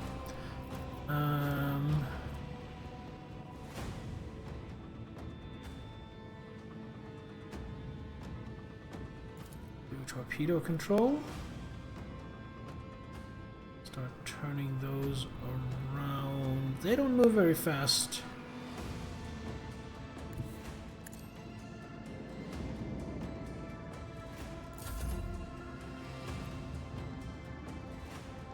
Find Valkyrie. Is there anything more I can do?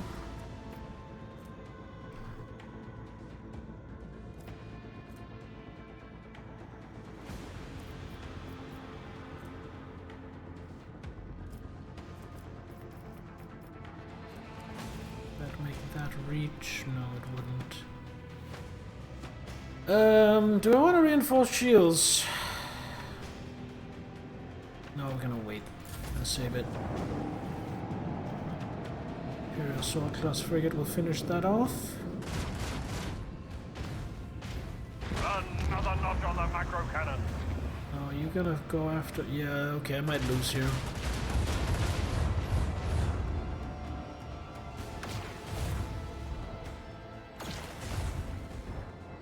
Ooh!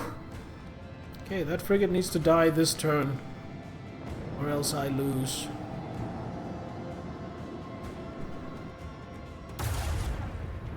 Go Heartless! Go Heartless! Fuck him up! Fuck him up!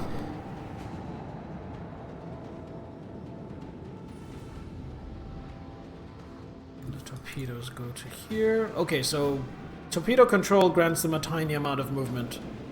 But when they're actually moving on their own volition, they Oh, they got 2 turns in a row. So now he's dead. The void is their sentence. As it should be. We got 5 units of ghost plates, 131 scrap, lovely. And I think our ship leveled up as well. But first, let's deal with the consequences of saving the merchant ship. A new message from Master Scalander, Lord Captain. This time he is not reporting yet another attack, but the alleged location of one of the Xenos leaders. Achilles' aides have reported that said leader will be heading an attack on the paradise world Grantis. There is one catch. The planet belongs to Caligo's Winterscale, another rogue trader. Master Scalander noted in his message that responding to a distress call is unlikely to be considered an incursion into somebody else's territory. The governor of Grantis will most likely send out a call for aid the moment the raid begins, and if your void ship happens to be nearby, no one will question your reasons for landing. Interesting. So where the fuck is Grantis? It's Winterscale's domain, so that should be over here somewhere.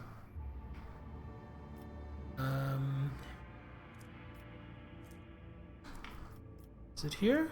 Grantis. Governor's Camp. That is kinda far. 1, 2, 3, 4 yellow jumps. 1, 2, 3, and one of them is green. Let's do that. Let's go save Grantis. This is kind of a distraction from what we were doing, but I like hunting down some aliens.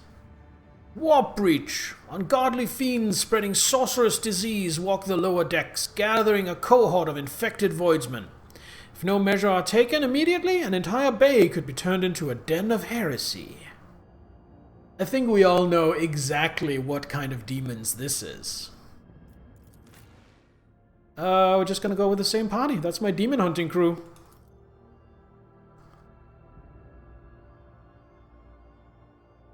I will say, the Imperial Frigate and the Heartless did really well in that last space battle. They performed admirably.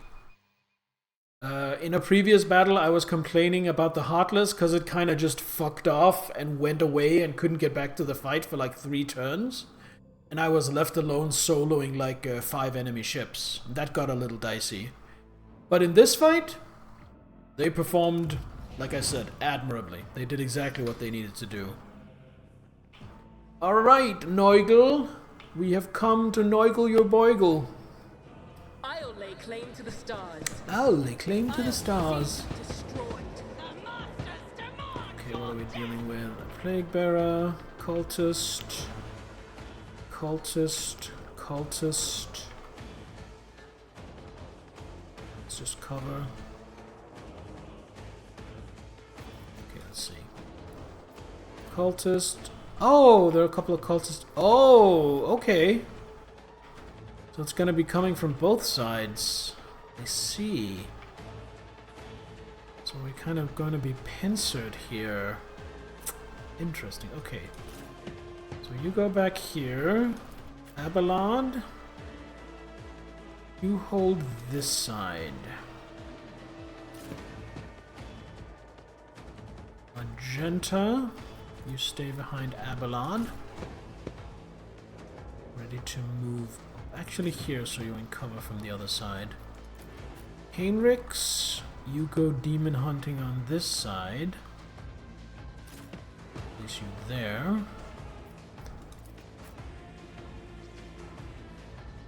Solomon, you get to go fairly early, so I'm gonna put you here. I'm gonna put your dog here.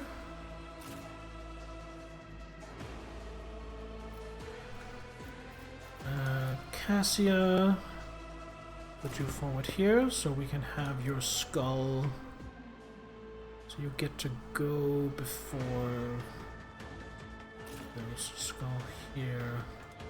Because of that, move Abelard back one. Wonderful. And Teophania back here.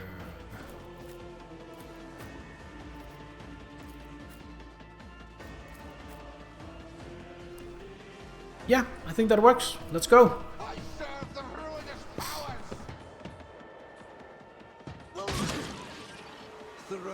Look at that gas cloud grenade. Predictable. Oh, and a shotgun. And of course it knocked down Abelard. Abelard has a problem with getting knocked down. I don't know if it's because he's old, but that seems to just constantly happen to him. Alright, Solomon. Move to here. Is my shotgun blast? Look, I can't get both of them. Okay, so if I concentrated fire, then a regular shotgun blast should kill both of those guys. Understood.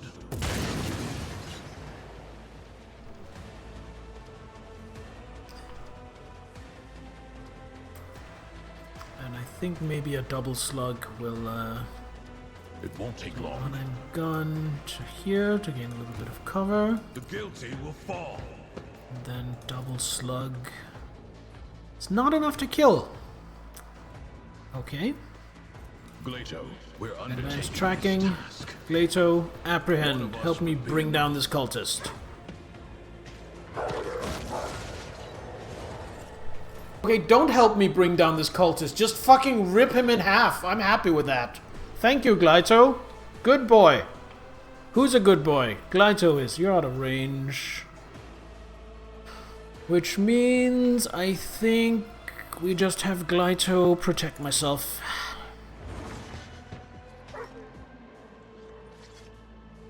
And kind of wasted my run and gun then. That's on me for doing things in the wrong order. Alright, turn.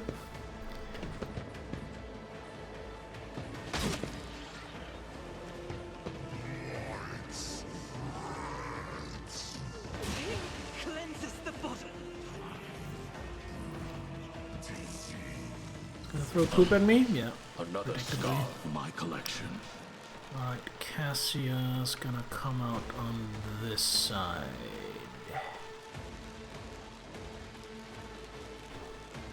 Actually, you know what? I'm gonna run her all the way up here. Of military tactics.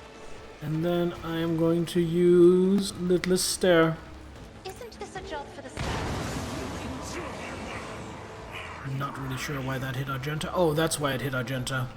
Because everything just got covered in poison gas for some reason. Shit.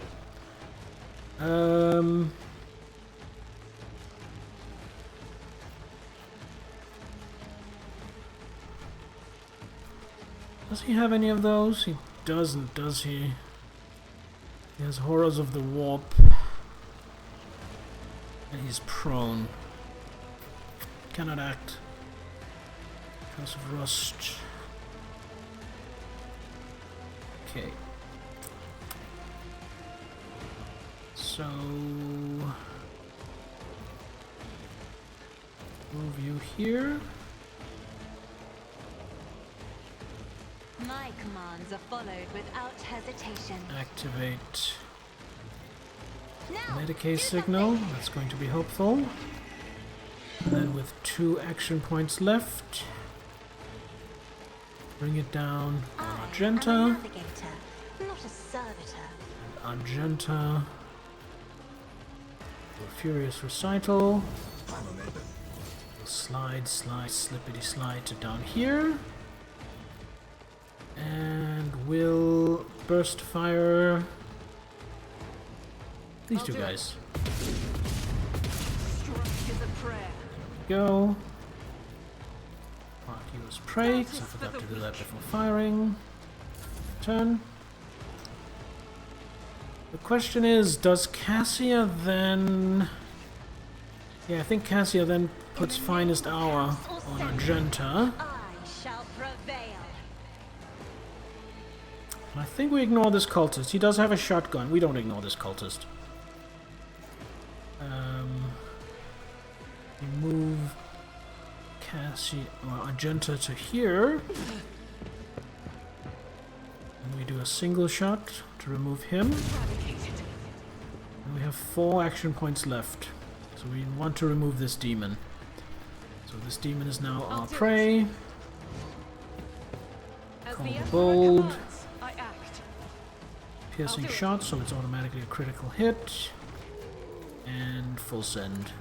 I was chosen. And if more of those had hit, that would have killed.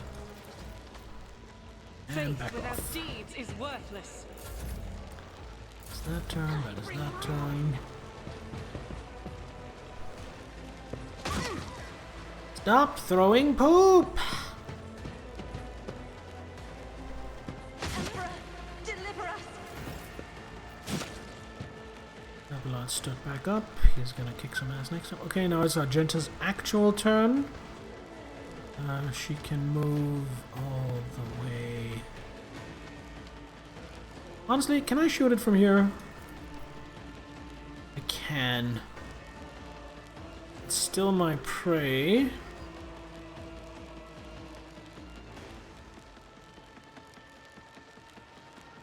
So if I call the bold, piercing shot, this will probably kill. Can't angle it to hit more things. What if I moved here? No, because of the height difference, it wouldn't matter. Let's not do that then, let's stay up here. There we go.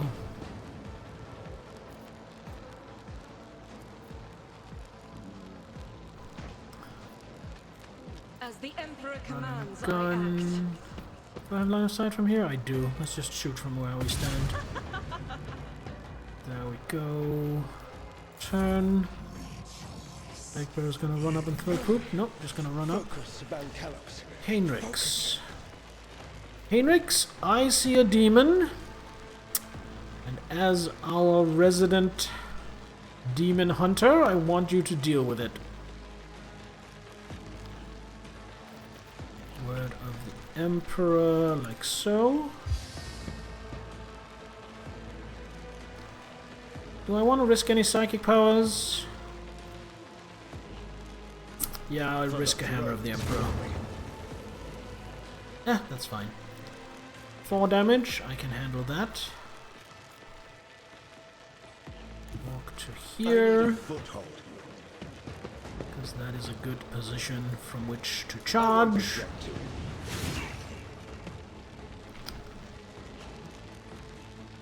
And then... not going to do any more psychic powers, we are just going to strike. But of course. Soften it up for Glato and Solomon. We're going to endure. Toughen up a little bit. Right, we have 2 action points left, but we basically only have psychic powers left.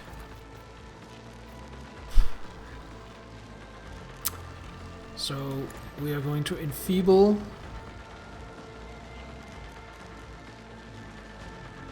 And then I don't think we're going to do anything more, because I think it's getting a little too spicy with all the psychic shenanigans. That was insulting. Right, Tyrfania.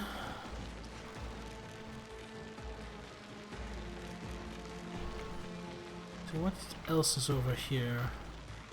Actually a bunch of cultists here.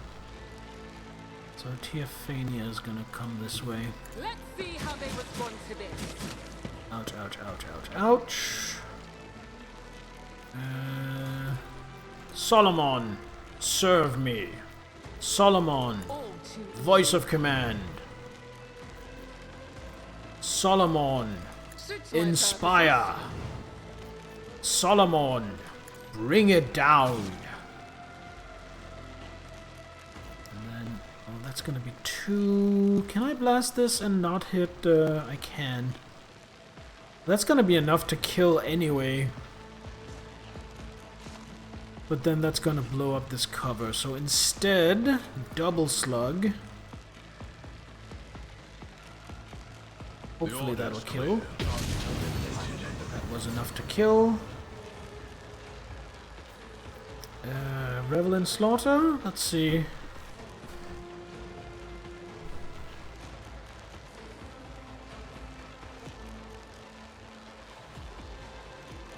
Let's Revel in Slaughter next turn. This turn, let's have Glyto protect Henrix. There we go. Turn. Tyrfania still not done. Can she shoot any of these assholes down here? She can shoot this guy. I have 32 of these, so that will be 4 times 32. That's like 136% extra damage.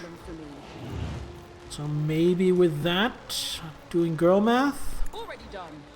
that will be enough to kill. I kinda wanna Finest Hour. I'm not gonna. I'll save it. I won't go down easy. Oh no, he's throwing poop. Who could have guessed? Another day. Oh no, oh, he didn't throw poop. He shotgunned. Good job.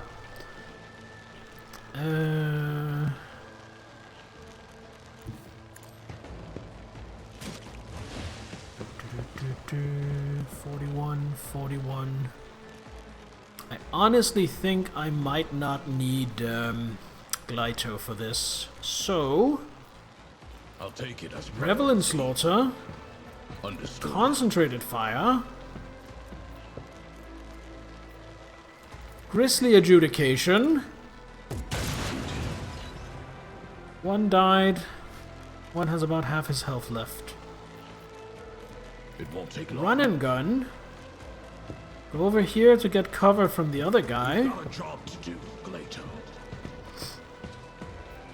And then a regular shotgun blast to finish him off. Oh! Looks like I missed.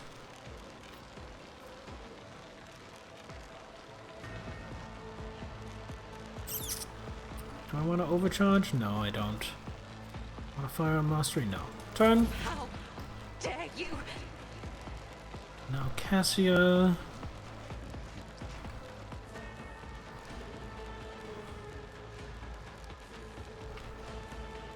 Okay, so she can go up and kill this cultist. Now Genta can do something about the demon. So, voice of command on the skull.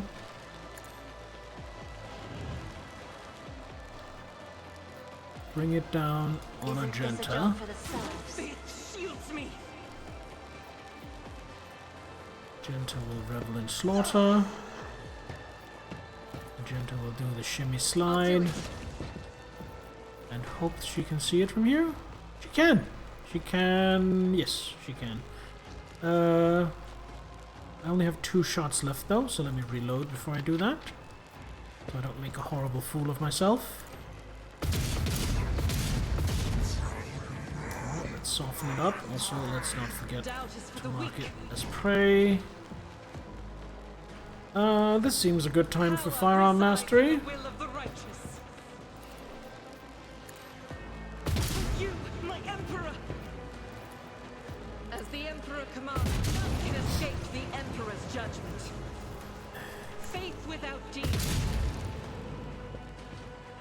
have one more shot. Can I move far enough to apply it to anything? I cannot. I'm just going to move as far as I can back. Get in position to do something next turn. That is Argenta done. Now Abelard. It's gonna charge to here. Get again in position to do something. Endure. Turn. This side seems done. I feel like there's only 2 cultists left. Cassia, how far can you go? Oh, you have a lot of movement points. Where's the other guy? He's there. So what if she moves here?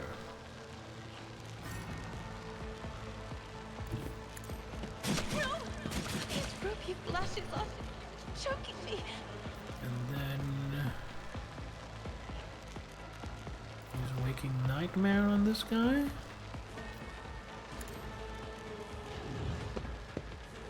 then that reduces his toughness. So then we do a Deadeye shot, Me? Not a foe painted black. killing him.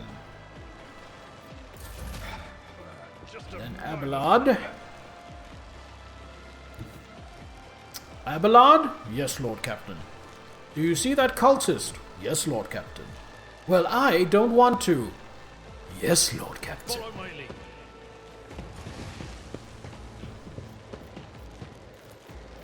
It will be done. Reduced to dust. I just want to point out that Abelard just charged and did 175 damage with his charge attack.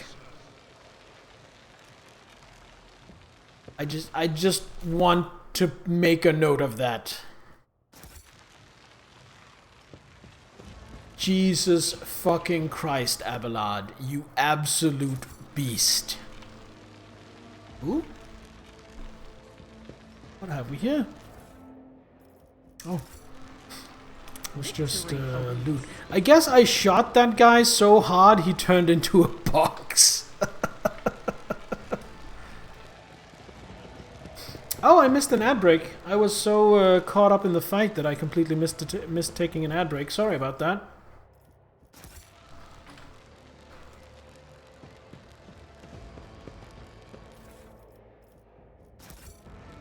I was really engaged with this fight.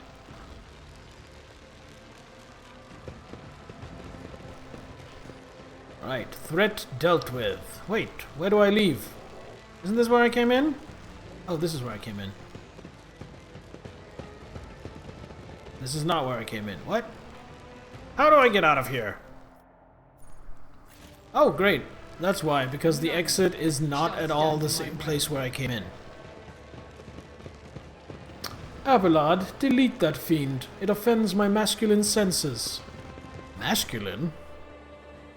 I'll have you know Teophania von Valancius is all lady, all the way up. Save after that, that was fun.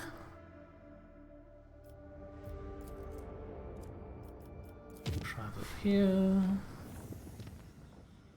Travel here. Go help Grantis. During the period designated as the night shift, the air throughout the ship suddenly turned stale. Those who were awake reported feeling incredibly tired. Those who were asleep later reported having horrible nightmares.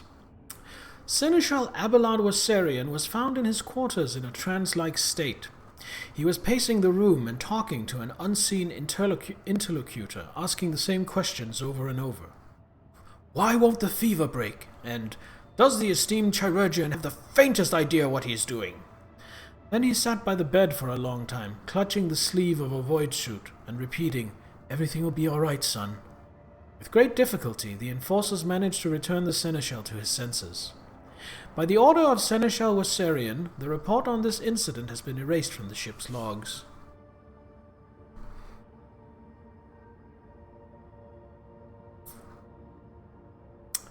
That is kind of sad.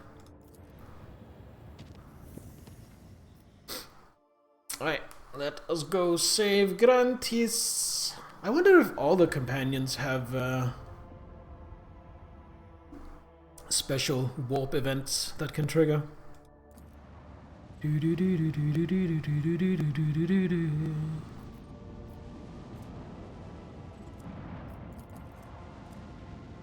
Answer the call of help.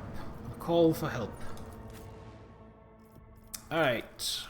So, who are we bringing? We know we're facing Drukhari. I mean, Abelard, obviously. Never leave home without him. I feel like we want someone who knows about Xenos. Now, the obvious choice might be Heinrichs, the Auto-Xenos interrogator. However, we do have a couple of other options. We have Jai, the coal trader. She would know about Xenos as well. And we have Iliot, who is a Xenos. I don't know if I would rather bring Jai or Iliot, so fuck it. I'm just bringing them both. That leaves me 2 slots. Pascal, in case I have to deal with machinery. And then the last slot, I want to go to either Argenta or Solomon. Argenta or Solomon? I feel like Solomon. I'm growing fond of this guy. Besides, anyone who knows me knows I like shotguns. Alright, let's go. And before we get into any action, the first thing we're going to do, if we can, is of course immediately level up.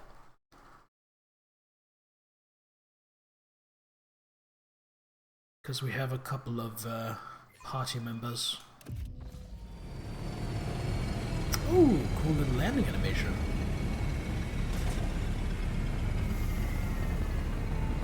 Ooh.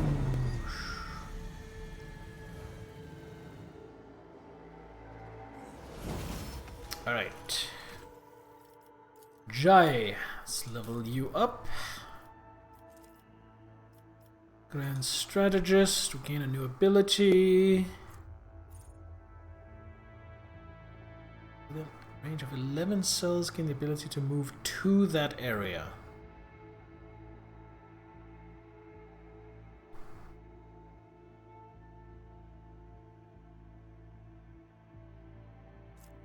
Stronghold tactics. Let's go with Stronghold stratagem. Iliot has 3 ranks because he hasn't been leveled up for a while. Drukhari equipment, no. Penetrating sight. Prescient sight. Yes, dodge reduction. Give me that. And talent.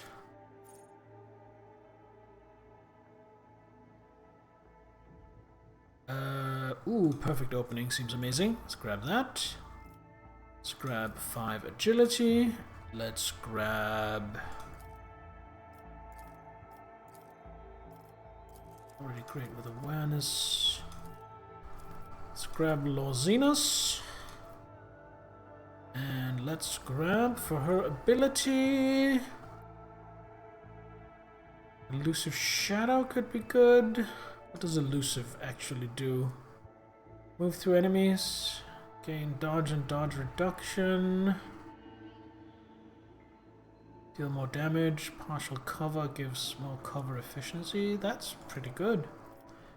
Dance Macabre. Fainting attack. Killing edge.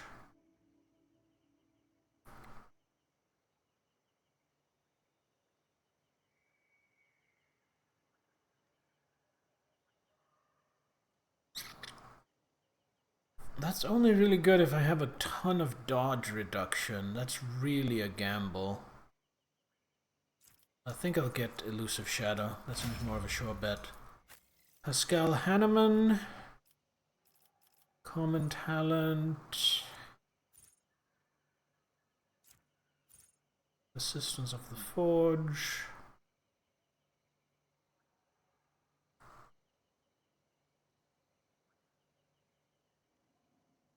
Oh, that's good.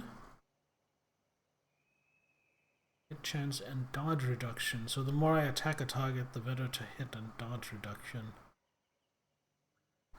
Seems good. Steel of the Forge. When wearing heavy armor. He's not wearing heavy armor. Acceleration protocol. Close-up scanning. Ooh, that's pretty good. I might get that.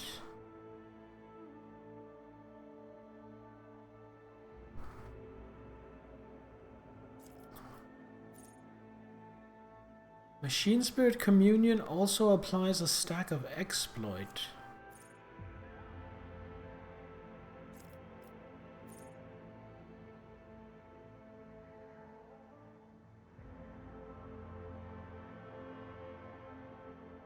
Overcharge protocols, that seems good too. Let's do overcharge protocols. And then for ability, I think he gets called the Bold.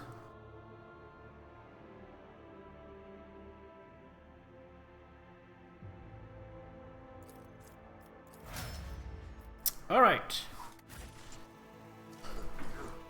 Now. Oh, let's set up my formation.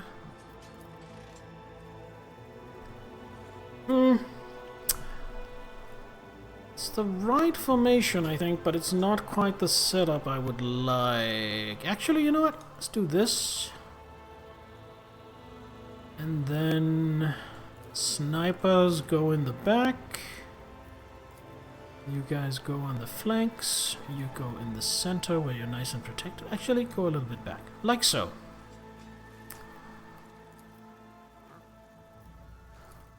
There we go. That is our formation. It's about time. Form up. Thanks for the stream. You're calling it for today. Alright, the Laminator. Sleep well. Have a nice rest. I will probably call it after this mission as well, so you're not going to miss that much. But thanks for joining me. Thanks for hanging out. I always enjoy having you here. Oh? Oh, that's like way ahead. Okay, never mind. What happened here? The body is lying face down, its crooked fingers clinging to the ground. This woman had her spine broken, then she was allowed to crawl in the vain hope of escape. Cruel, sadistic, needlessly brutal, typical of Drukhari. Dead noblewoman is staring at the sky with unblinking eyes. Her fingers have been thoroughly broken, and a tangle of intestines lies atop her slashed abdomen.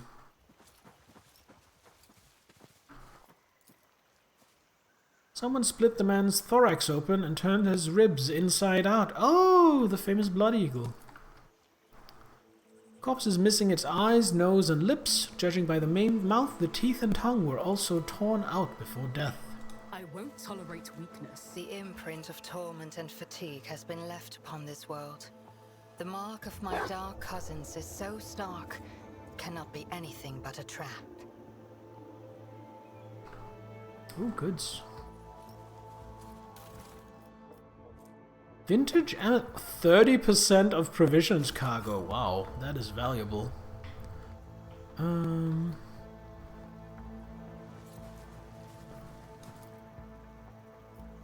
Face and hands are twisted in a paroxysm of death throes. The victim's last moments were full of torment. I'll lay claim to the stars. This ocular implant was a worthwhile investment. Law Xenos to disable. Who's best at that? I actually don't know if it's Jai or Iliad. Okay, so Jai has 110. Yeah, Iliad probably can't match that. No, she only has 90. Only. Okay. So Jai, deal with the trap, please. One and it's done. Some goods. Follow my lead. I almost, not quite, but almost, feel bad looting all these nobles' possessions after they've been tortured and killed by the Drukhari. Then again, you know what they say. Waste not, want not.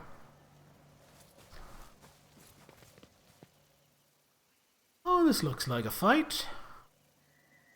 Let's see if I'm right. Oh, maybe not. Hi, guys.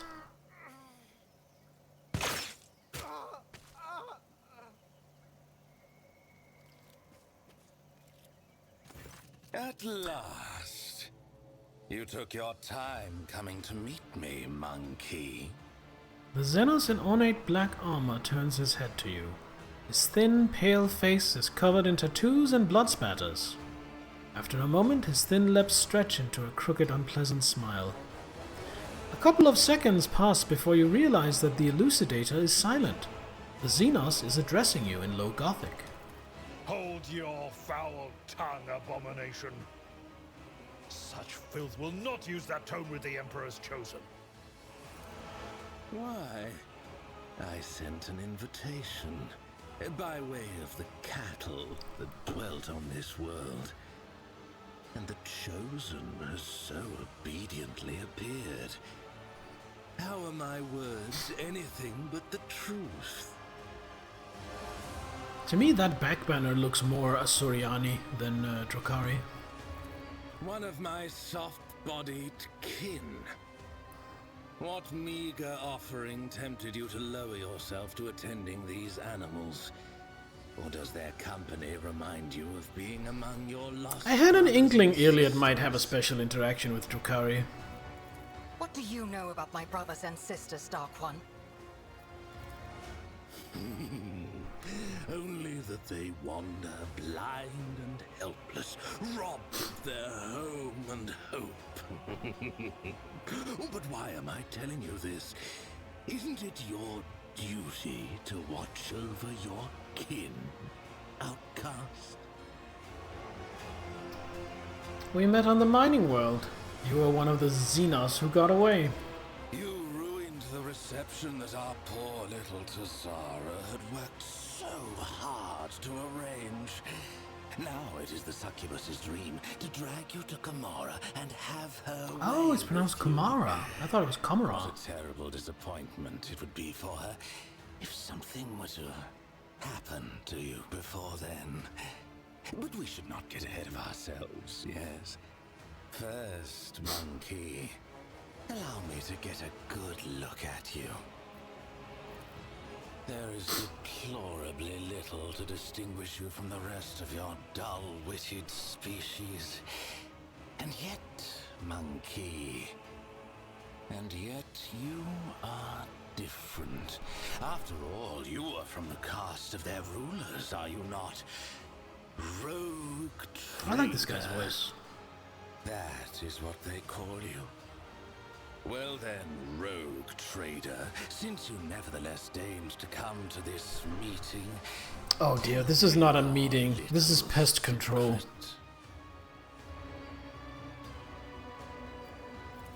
How is it that out of all of your kind, you're the only one to discover our feasts in advance?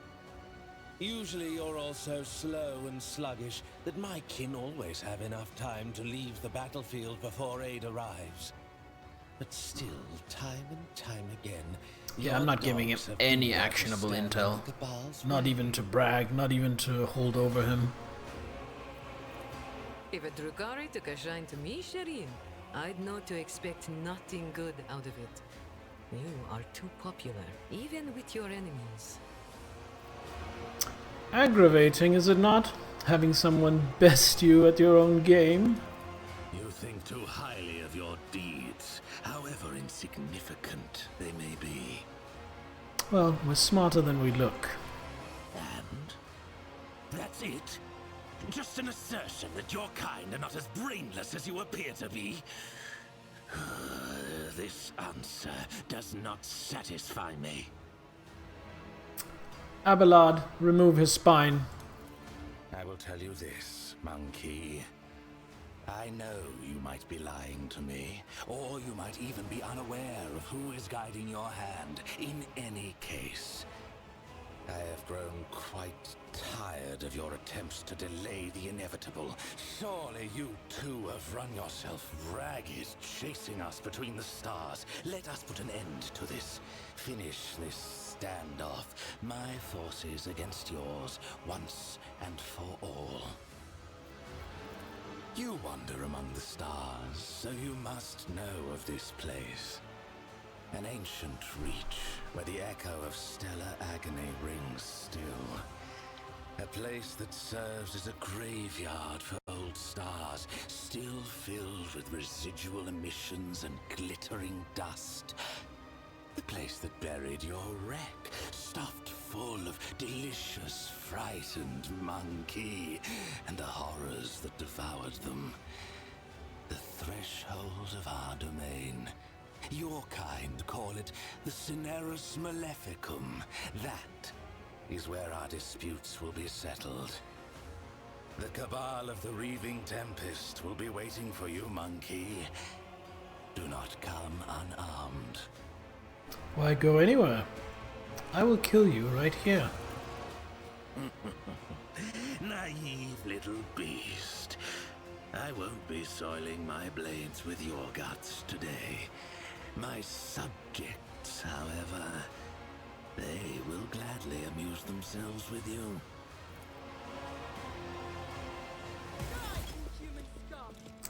Alright, let's see what we're dealing with. Looks like there's quite a few of them. Okay. A Slith. What can you do? You have some natural armor. Oh! It's vulnerable to toxic and fire, and it has armor based on how many wounds it has left. Interesting. Splinter rifle, splinter pistol. Slith great sword. That's not too bad. Bestial rage.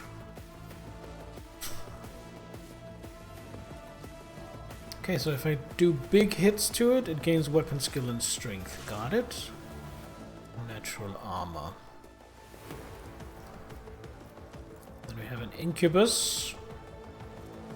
Someone to be feared, I think. No deflection, but 55% armor and 36% dodge. There's a Drakari Clave, which can brutal strike. Is this the two-handed sword? Just a two-handed sword. Chase the prey. Moves against the battlefield to perform an extra attack against another target. That's 12 MP. Okay, so for each creature suffering a dot or being stunned. Okay, Burning Touch of the Warp. Oh! Warp damage or psychic powers remove their power from pain for 2 rounds. Additionally suffer bonus?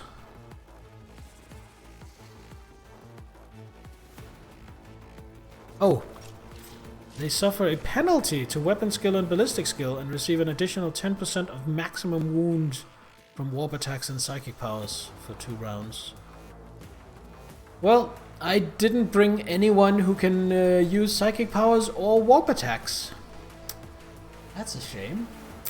Cassia would have been very useful here. Tormentor Aura does nothing. Blade Dance, I think that is, yeah, that is the same as Cabela has. Then we have a Cabalite Blade Master, fairly minor. Good dodge and armor. We have a Venom Blade, which does some damage and toxin.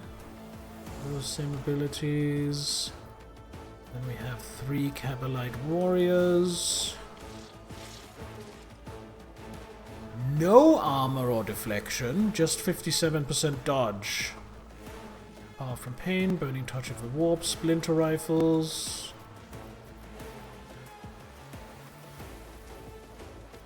Another Cavalite Blade Master, the Sybarite.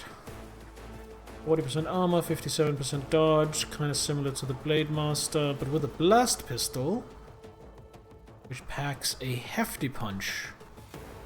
And has dodge reduction. As command, grants its ally an extra turn right after its own. Another Cabalite Warrior, another Cabalite Blade Master, and that is it.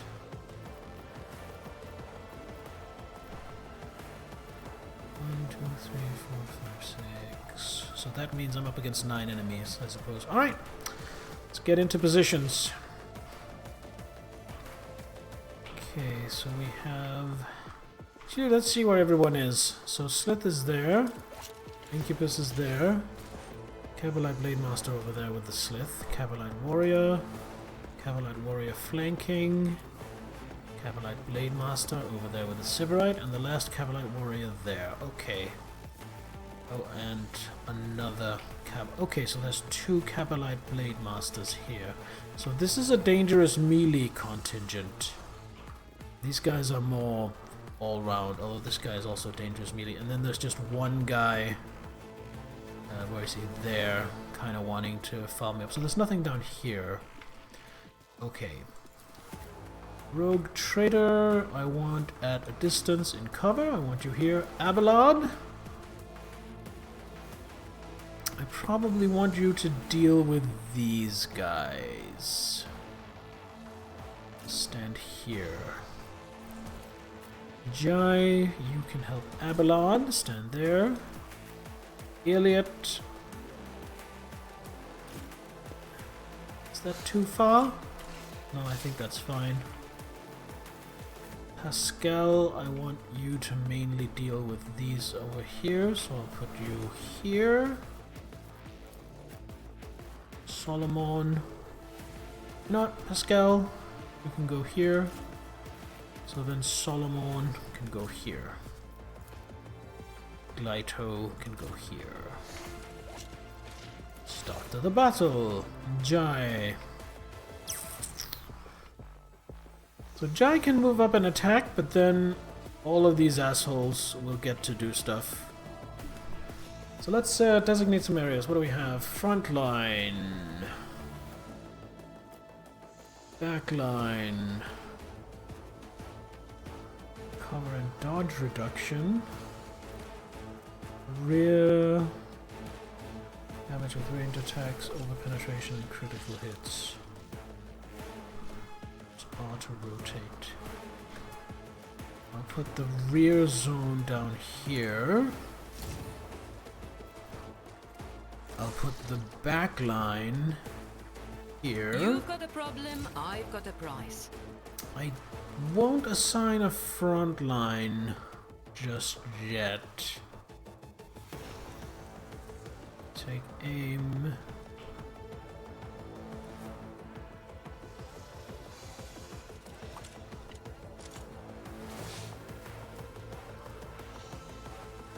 Move. Get down. Okay. Voice of command. I can do that Elliot. with the right incentive. Take aim. Don't get too cocky. Sneeze into the mic for some reason. Bring it down on Elliot. And Elliot. Thank you, Tay. Merci. Okay, so I have 2 action points. I think I'm just going to aim for the opening on the Incubus, and then just a regular shot.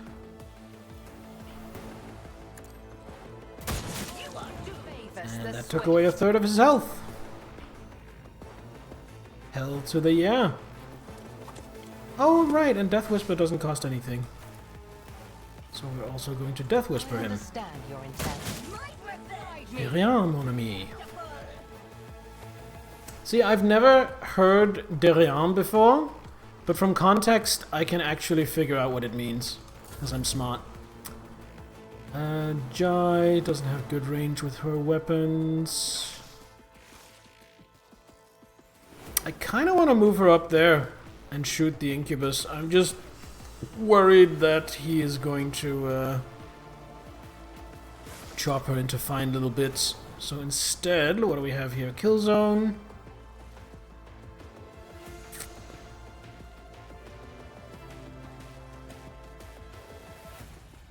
Overwhelming stratagem. Or stronghold.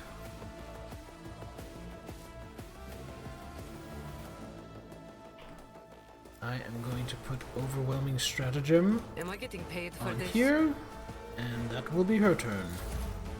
And then a whole bunch of enemy activity.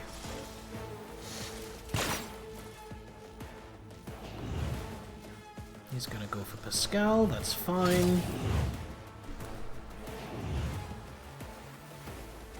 He's gonna go for Abelard, that's perfect. Target well struck.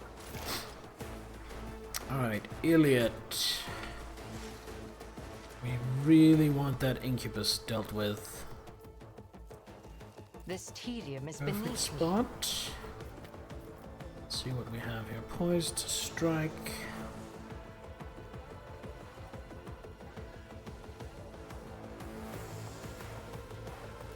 Poised to strike on him. If I must.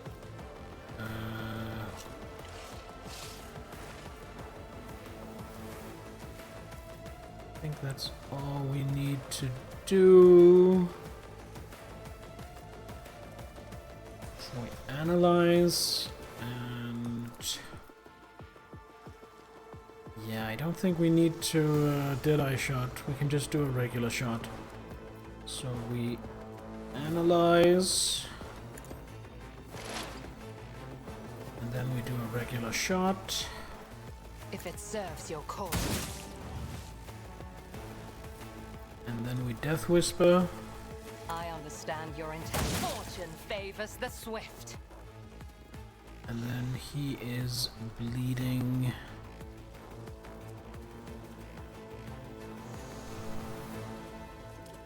Lethality divided by 10. I don't know how much that is. He's also overwhelmed, so he has a bunch of penalties. What is her lethality? Can I find that anywhere? Oh, here, maybe.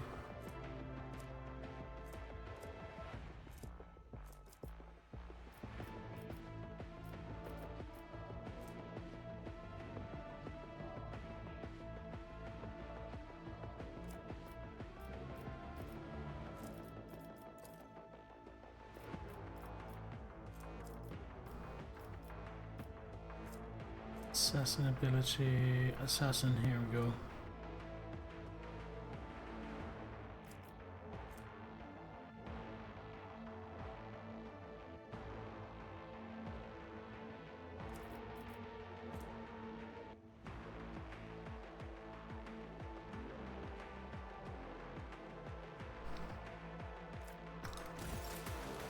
Okay.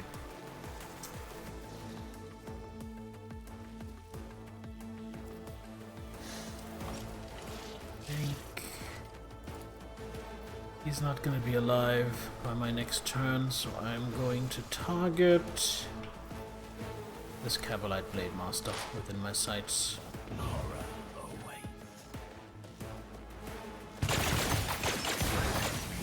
Ooh. That was some real damage to, what's his name, to Pascal.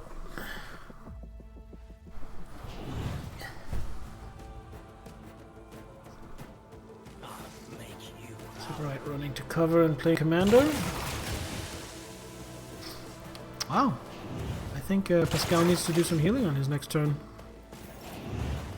Alright, Solomon. That's a good position for you to deal with these two. Although this one has been in my sighted. So maybe go here and try to deal with the Slith instead. Yeah, that seems like a better idea. Okay. Advanced tracking. Run. We're undertaking this task. Glyto. Apprehend the alien.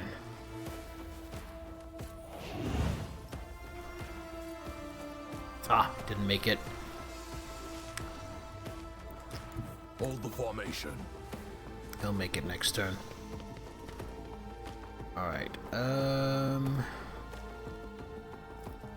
this will hit, right? Yes, likely to. Concentrated fire. Grisly adjudication. Has a priority. There we go. Inflict some bleeding. That is going to be turn for him. Pascal, you are in trouble. So use your Medicae Mechadendrite. Oh, it's once per combat. Uh-oh. My frail organics required it. Okay. So the Cavalite Blade Master needs to take like one more hit and then it will hopefully be dead by the time, so it doesn't get another turn. So therefore, Pascal moves here. Just in case the Cavalite Blade Master doesn't die, we do that. Okay, we have 2 left. So I feel like you get to be my prey. Then, do we call the bold or do we piercing shot? That's a guaranteed critical. That is just 7 extra damage. But it also reduces his dodge.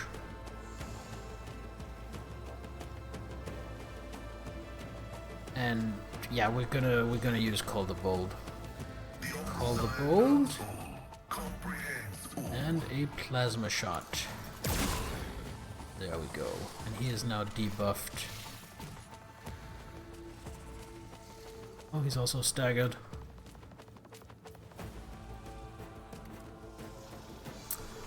I have 1 action point left because I forget that I get an action point back for shooting a plasma weapon. It's just a thing, so I will perfect spot. Blade Master, he's gonna go for Glato. Abelard, he's just gonna focus down this Blade Master the best he can. Which may take him a couple of turns. Or it may not, we'll see how it goes. And shield bash. Nothing matters more. And then taunting. Hold on. Can I force distraction on Glato? No, I can't. Target's too far. What a shame. Taunting scream. No. Right, in that case, Victory is imminent. endure, It will defensive stance, and stalwart defense. Alright, Tiffania. I mean, have Pascal kill that warrior is the play, right? And then shoot the Blade Master. You know what? Abelard, serve me. Abelard, Suits my purposes. voice of command, which then means break their ranks will give you an opportunity attack, One fewer target. which kills.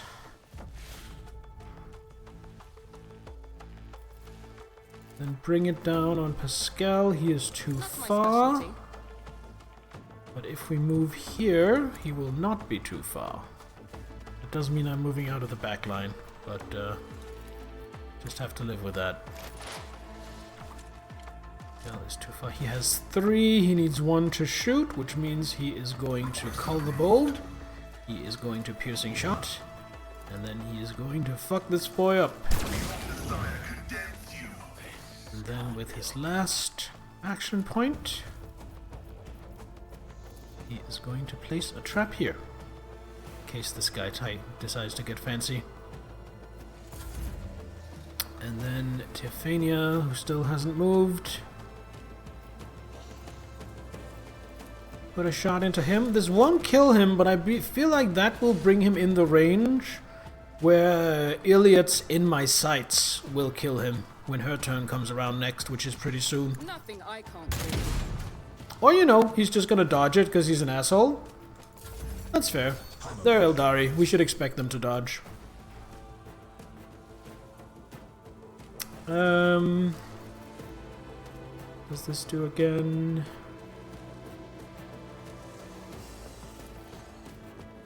Put a new backline here. No line of sight, so we can't.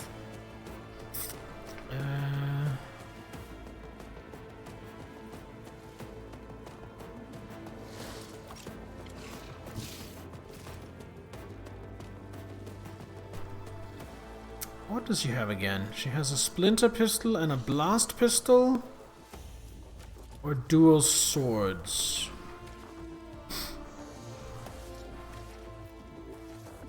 So if she moves here, then blast pistols him. I know what I'm doing, usually.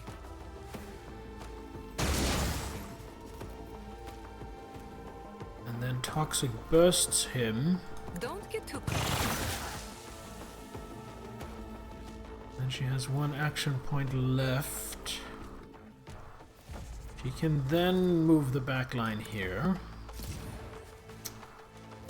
And she can then...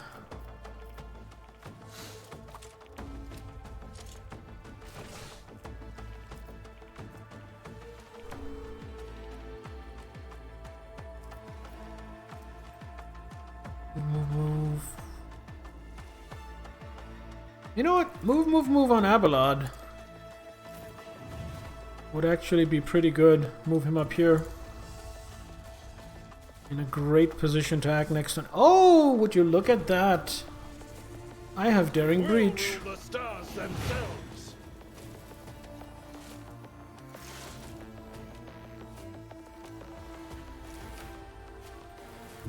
I've seen worse battles than this in my time.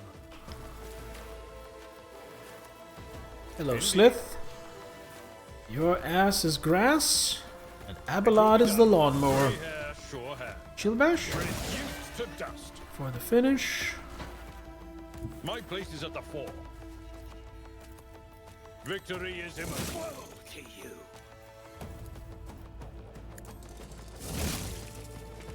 I feel like I have him under control. And I can reach all the way to here for some reason. Because Abelard is fucking insane. We should deal with this. Alright. I don't think 2 regular attacks will kill the Sybarite. Oh, it might! Oh, with the shield bash. Okay, I didn't think he would get another shield bash. This is definitely death. There we go. And now we have more action, more movement points. So we start moving back towards the fight. That was a really good Daring Breach. Alright, Jai.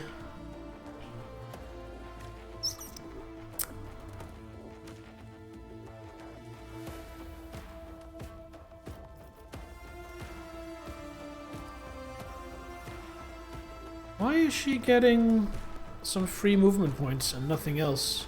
Oh, because she didn't move on Abelard. This is just the rest of her turn. Right. So, get back from the Weapon Master, just in case he survives. She doesn't want to take a lot of a beating. Iliad does In My Sights. Finishes him off exactly as expected. But can't really... Oh, from here she can see him. I approach the designated position. Okay, where's the... Okay, that's on the wrong side, so we do aim for the opening. Get an opening on the right side. We do Death Whisper. This tedium has been... You call this a strike? Then we do...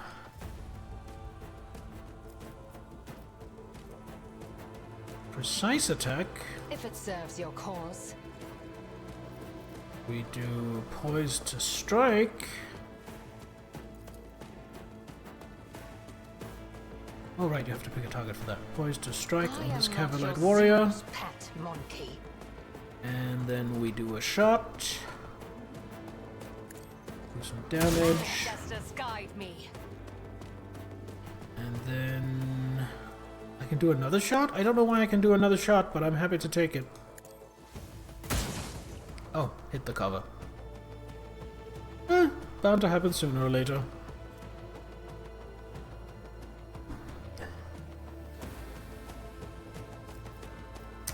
Fuck it. Dispatch. Fall, creatures! That's him dead. Now the last Cavalite warrior opens up on Avalon. Nice attempt. Solomon. Mark the target.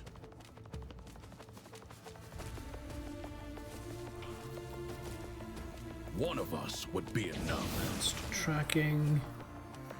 And Glato. Apprehend.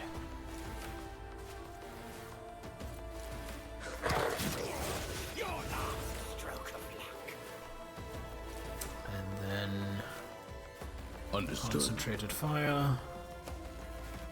Torrent of Fury. And Accepted.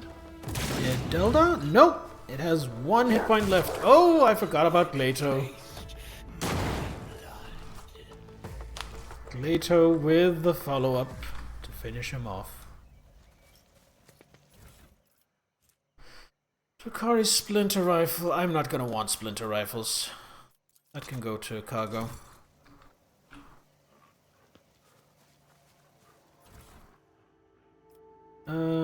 So that's just cargo. Drakari Clave, I won't be needing that. Venom Blade, I already have one of those. Embroidered Cloak.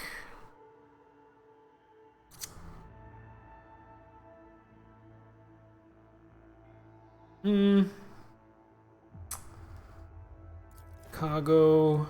Splinter Rifle, cargo. Reinforced Cavalite Armor.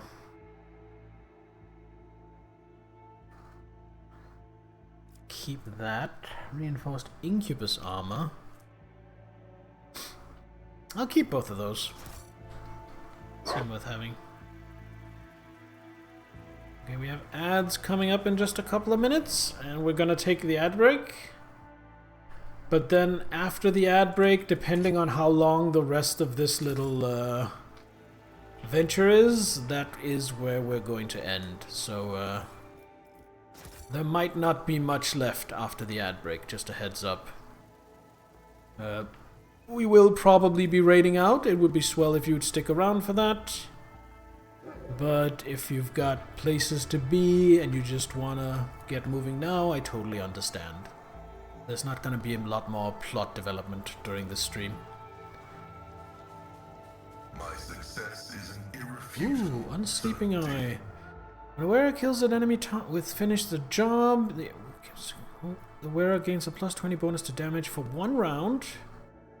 And removes the cooldown for their orchestrated firestorm and last volley abilities. No, I don't love that. Don't love that. That can get stashed. Or cargoed, I guess.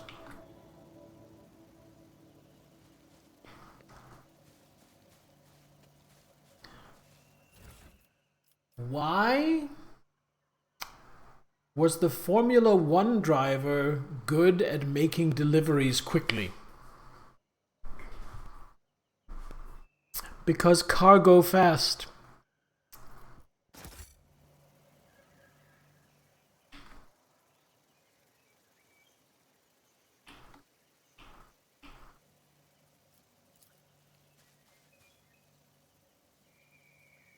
Cut pieces of tendon and shattered bone. Right, still a little bit more loot. Oh, what have we here? What have we here? Last pistol, we already have one of those. Deadly precision bolt pistol. Single shot attacks with this pistol always score critical hits. Not gonna lie, that's pretty sick. Armor of the Undaunted. All the wearer's attacking abilities cost an extra AP but gain a 20% critical hit chance. That's kinda shit. That can go. That's just to return to the ship quickly. I guess that's it. We just return to the ship after that. After this.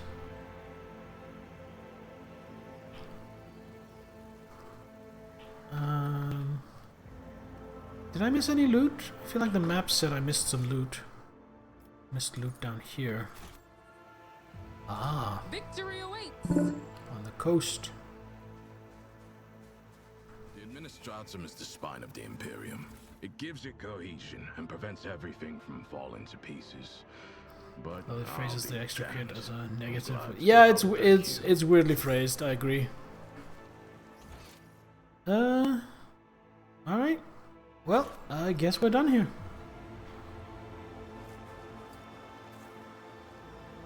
Which means I should have snoozed the ads. But that's too late now, unfortunately.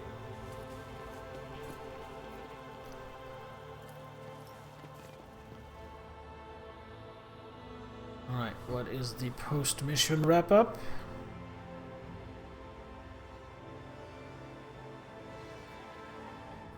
There isn't any post-mission wrap-up. That was just it. We just got the mission to fight Incinerus Maleficum Nebula. Probable locations: Lapidus Mortis, Last Chance of Cyrene, or Litoribum Maledicta.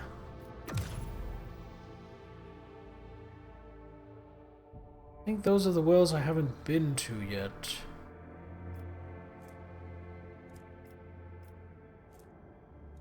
No. What is here, by the way? Oh, that's just to show that I have a colony here. What is my colony? Oh, that's Filestone. Emperor's Palm, Cranach, Tenebra's Acrame. They're up here. So that is where I was going before all this Dark Eldar nonsense pulled me away. But now we have all this down here.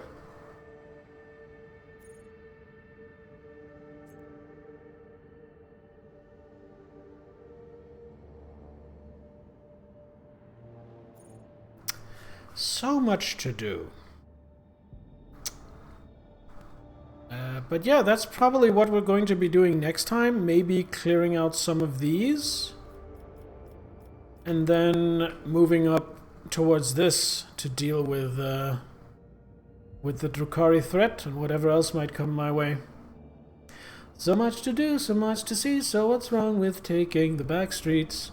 You never see if you don't go. You never shine if you don't glow. Hey now, you're a rogue trader. Get your profits on. Kill aliens. Hey now, you're a rogue trader. Conquer a world. Get glory.